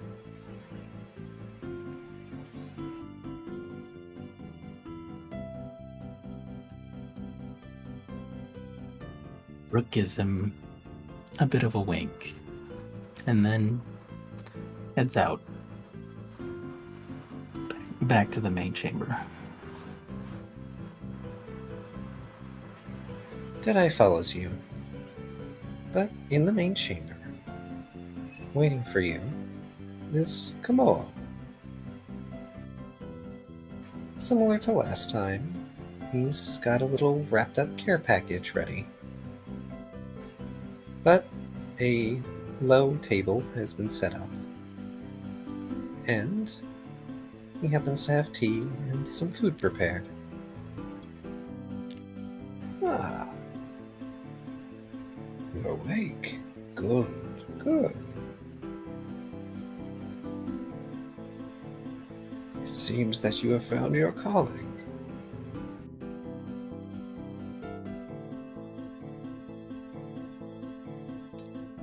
It was a little rough for a second, but I think I managed.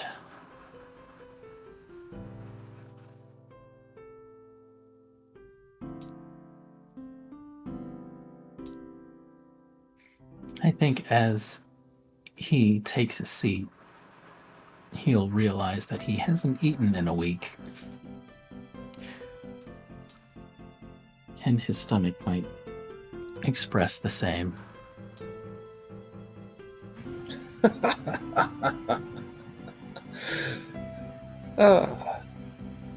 You know, it's not usual that trial participants are out so long. Only the exceptional ones tend to take such lengthy trials. Brooke rubs his head. How long was I in there? Took us 2 days to get here, so 4.5, 5.5 days, actually. Oh, man.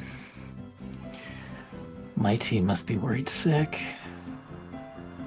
Well, as they should be, but... He shrugs, jangling his scales. There isn't much you could do about that. What you can do is feed your new, much larger body so that you don't starve before you meet them again.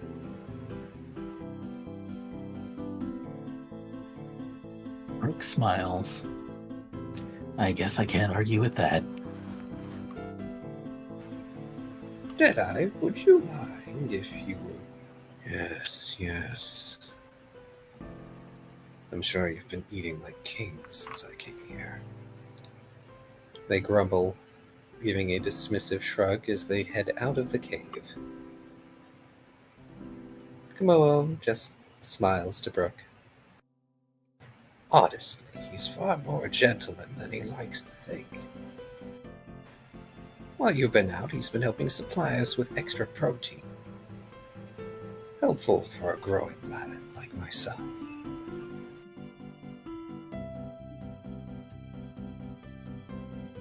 Yeah, I can tell.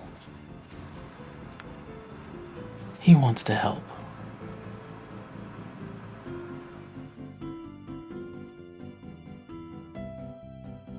But something in him doesn't let him admit it. Even so, I think you're the one who's changed him for the better. Having a rival can do that.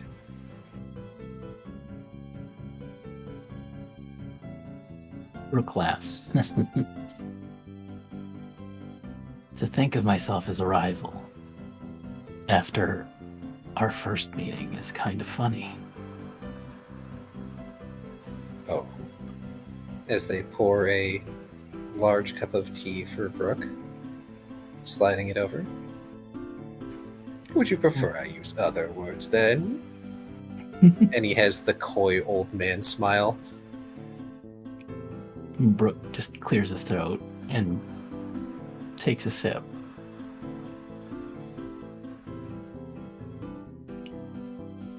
I don't think I know what you're talking about.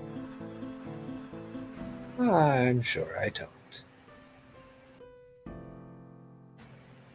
After all, he glances over. Hakamo and Zeal are currently playing some game of cards.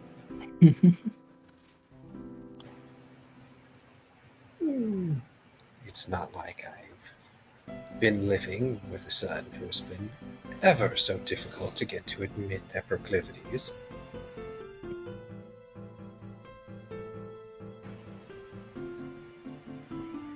I digress. Relax. You have been through much. And you have many beside you now. You need only call upon them. Brooke kind of tilts his head. Oh, what do you mean by that?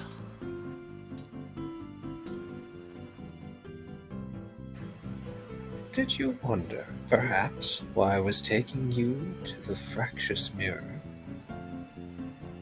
When crocodile are only known to evolve into one form. I guess I didn't think about it.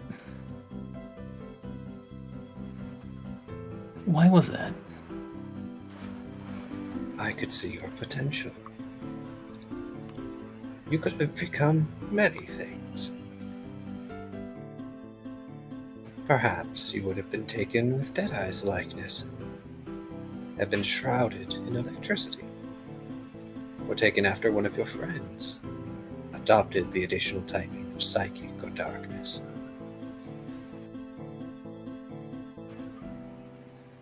But that's mere conjecture.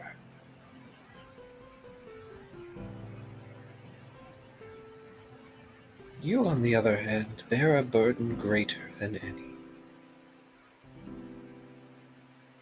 The weight of a past lived, and of lives taken, of lives to be saved.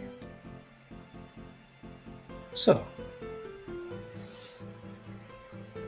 those that would stand with you, even after, would lend you their strength, I believe. I think that is the gift that has been left to you.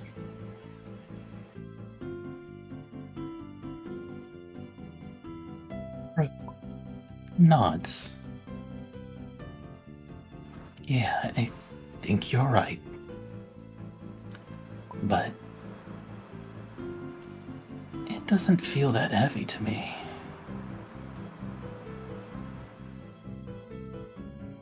Kamo sips at his tea.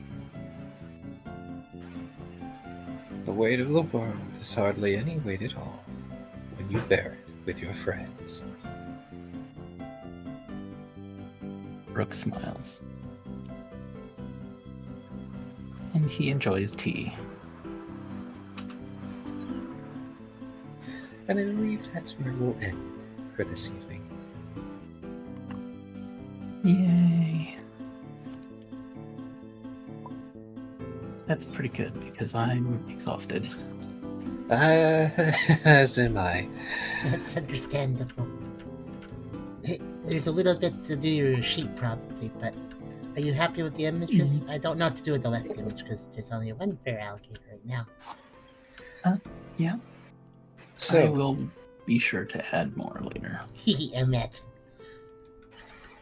So, I'm just gonna say flat 20 experience all around. Ooh. All around? Oh, wow. Yes. I guess because we participated in a way. It has been a week, yeah. Oh, and that's true too. It's been a week, and also thank you very much, dear other players, for bearing with this session. Of course. I know you didn't get to do terribly much, but I'm hoping everybody enjoyed. Even so. I think so. Thank you for your time, everybody, and for the effort put in, especially by Kar and Kyrio today. It was really good. And I look forward to hearing the new Brooke voice. I gotta say, the deeper you put it, the better it sounds. Well, thanks. I'll try to practice it a bit more. Okay. Just don't strain yourself doing so, okay? Of course. I will. It's a pretty comfortable register. Good. I just don't use it very often. Just be warned. I think you may have unlocked the thirst in chat. Oh no. A little bit. Also, I'm gonna give Tubby 20 XP because I don't know where he is. There you go, Tubby. There he is. He exists. He's alive. Yeah, I just didn't want to interrupt. That's fair. I guess next time we'll have a little bit of a small recap over what we did for the week, I suppose. Oh, that's bad. As I put it in my own session recaps for other games, and combat. Does that mean Brooke had a week without food and drink? Yes, I Wow. believe so. Yes, which normally is not terribly survivable, but mirror magic. Well, also, water type maybe can have a little more water durability if they're not. Well, I say mirror magic, but also you were being taken care of. Yeah, that's good. That's why the cave. Yeah, That's like- why the Cave of Mirrors has a steward and stuff. Partially. Yeah. Get like a funnel and pour some water in there. Looks like I get rage for free. Yes. Yes, you There's do. a few things to do with your sheet. Do you want to do them now or you want to do them later? You could do either. I can probably do them now. I don't have anywhere to be tonight. I don't think. First thing is, of course, some of your stats automatically go up if they're low, but I don't think that's happening. No, I was maxed. Okay. So, Your potential. You have now potential for. Let's see, one more strength point. You have the one more dex point. Looks like it's one across the board. One across the board. One extra point. nice. And so, is Brooke bigger than me now? He's 7 foot, I believe. That was the other question. On the Feraligatr was kind of just scaled up randomly. Do you like this size? Is this a size you like? Yeah, looks like he's a smidge. Put it next to Ralph. Looks like he'll be a smidge taller than me. Yeah. I mean, if he wasn't Fairly. slouching, yeah. The ball wasn't slouching. Yeah, that's about right. Yeah. Yeah, this looks fine. Okay. Oh, hey, this means you can actually look Kamo in the eye without any effort. Which I don't think Brooke realizes until he stops and thinks about it, and kind of feels weird about it because Yes, that awakening moment of, oh shit, I'm an adult. it's like, whoa, I'm huge. Everything feels normal size now. Eye to eye with a dragon type. I don't know if normal size is this phrasing I'd use there. And just as a Totodile, everything's looked really big. That's And that's fair. changed in less than 6 months. Let's see. Yeah, you get rage for free, dude. Let me get you a card. Mhm. It's over in here. And I have no idea what other moves I get. I should make this where's armor rage? ghost. Oh wait, maybe it's under. And I need to recalculate my weaknesses and strengths. Yes, because you have extra typing now, I believe. I'm super effective against ghost and psychic, not against the dark. No Hey, wait a effect minute. against normal. Where's rage? It's a normal move. Yeah, I thought Yeah, it's so. normal. Huh. It could be a. Oh, maybe it got mixed Yeah, I up. don't- Hold on, let me type it. Oh, it got mixed up. It wasn't alphabetalized right. Here you go. Here it is. There you go. Actually, this will help more. I'm weak against ghost and dark. Here you go, Kyrio. It's next to your sheet. I'm immune to normal and fighting, and resistant to bug and poison. Oh. And you've remained a static water type, right? Hmm? Or oh wait, no, you got ghost type. Okay, my mistake. Yeah, I'm water ghost now. Ew, Yes. because you ate enough of them. Weaknesses, grass, psychic, and other ghosts. That definitely explains the damage better too. And I have adjusted your HP. You are now super tanky, Nice. which also means that... Dude, oh my gosh, you have the most HP out of everyone. Yeah, I was just comparing it to Ralph. Like, wait a minute. Yeah. 12, wow. Okay, and right, I got a point in Brawl. Okay, Red. Okay, I probably should do suspending too, but I'm not gonna do it just yet. I'm tanky and I have a lot of resistances. Hey, nicely done. Yeah, so let's see here. That is a huge list of resistances, actually. I just looked. Yeah. It sure is. Fire, water, steel, bug, ice, poison, and immune to fight and normal. Boy, it is going to be a rude awakening for any fighting or normal type Pokemon to try and fight you. Welcome to the double immunity gang, I guess. Go to the arena and just sweep everyone.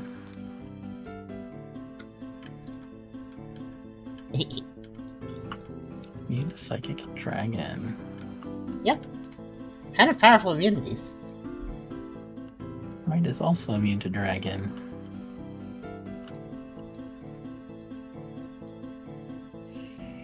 We have a pretty interesting weakness and resistance spread across the party now. Yeah. I'm still weak to electric and grass, sadly, but what can you do? Yep. I will need to create a card for you, I believe.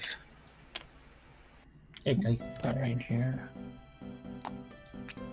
Because So rage, you got a free rage. Now you can throw a tantrum.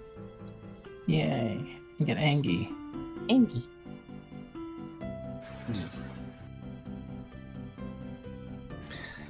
But yeah, because that new move that you're getting is going to be important. Ooh. I'm curious to see how it works. Do you want me to tell you now?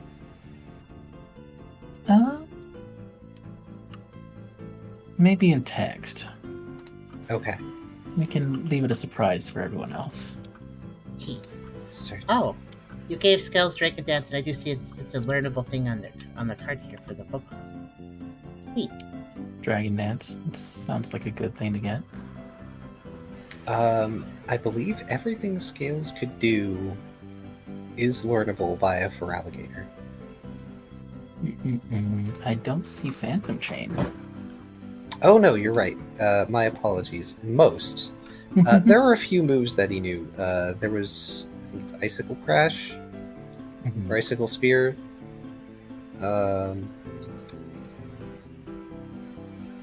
Spirit Shackle was another one. I will post up Scales' stat sheet, actually, in the usual spot for people who want to look at it. Okay. That'll be fun. See how... just how lucky I got, because... oof. Long story short, he used most of his once per combat stuff on you at the start. Which you dodged.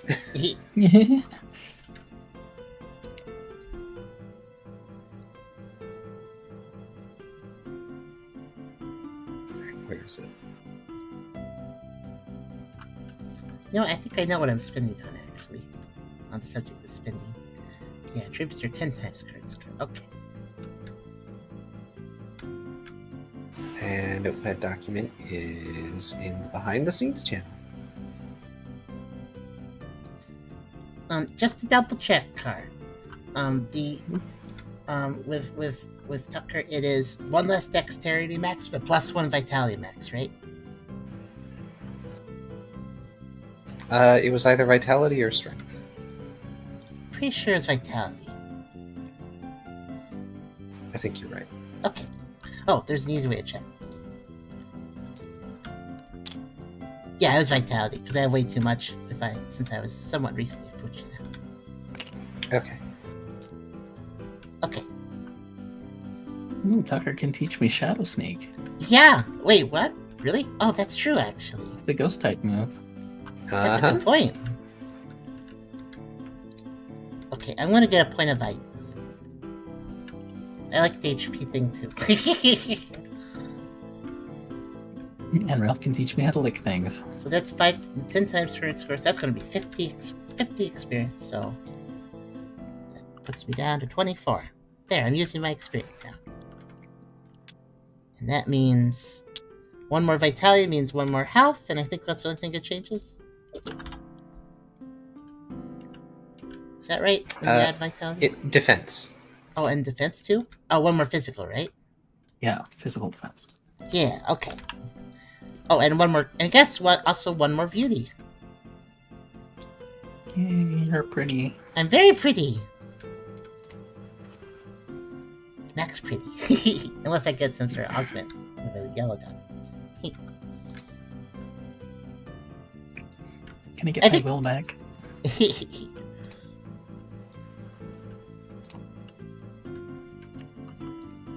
I assume you're resting here, so... That's a good question, Card. Does he get his will back?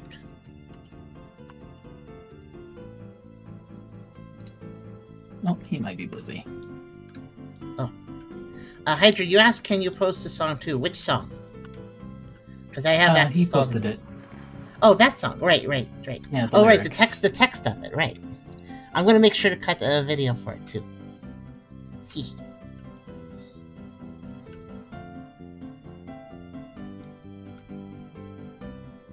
Okay, I have maxed my vitality. And I have double digit too now.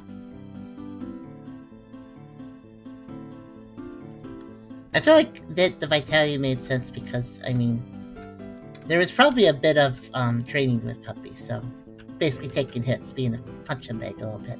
So upping vitality makes sense.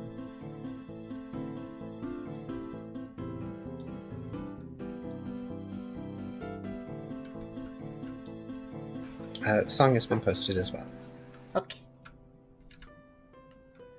And I'll make 2 cuts tonight, both for the video and also for specifically the song. Did Tucker in the episode? Not yet. I figured we'd see what happens with Sheets first.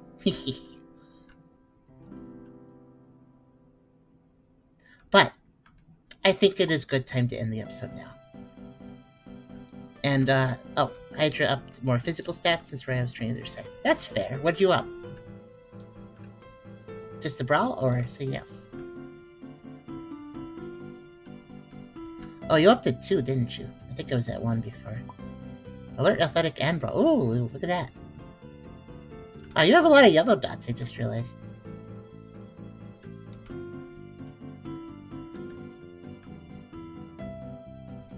Very nice, you got a lot of augments.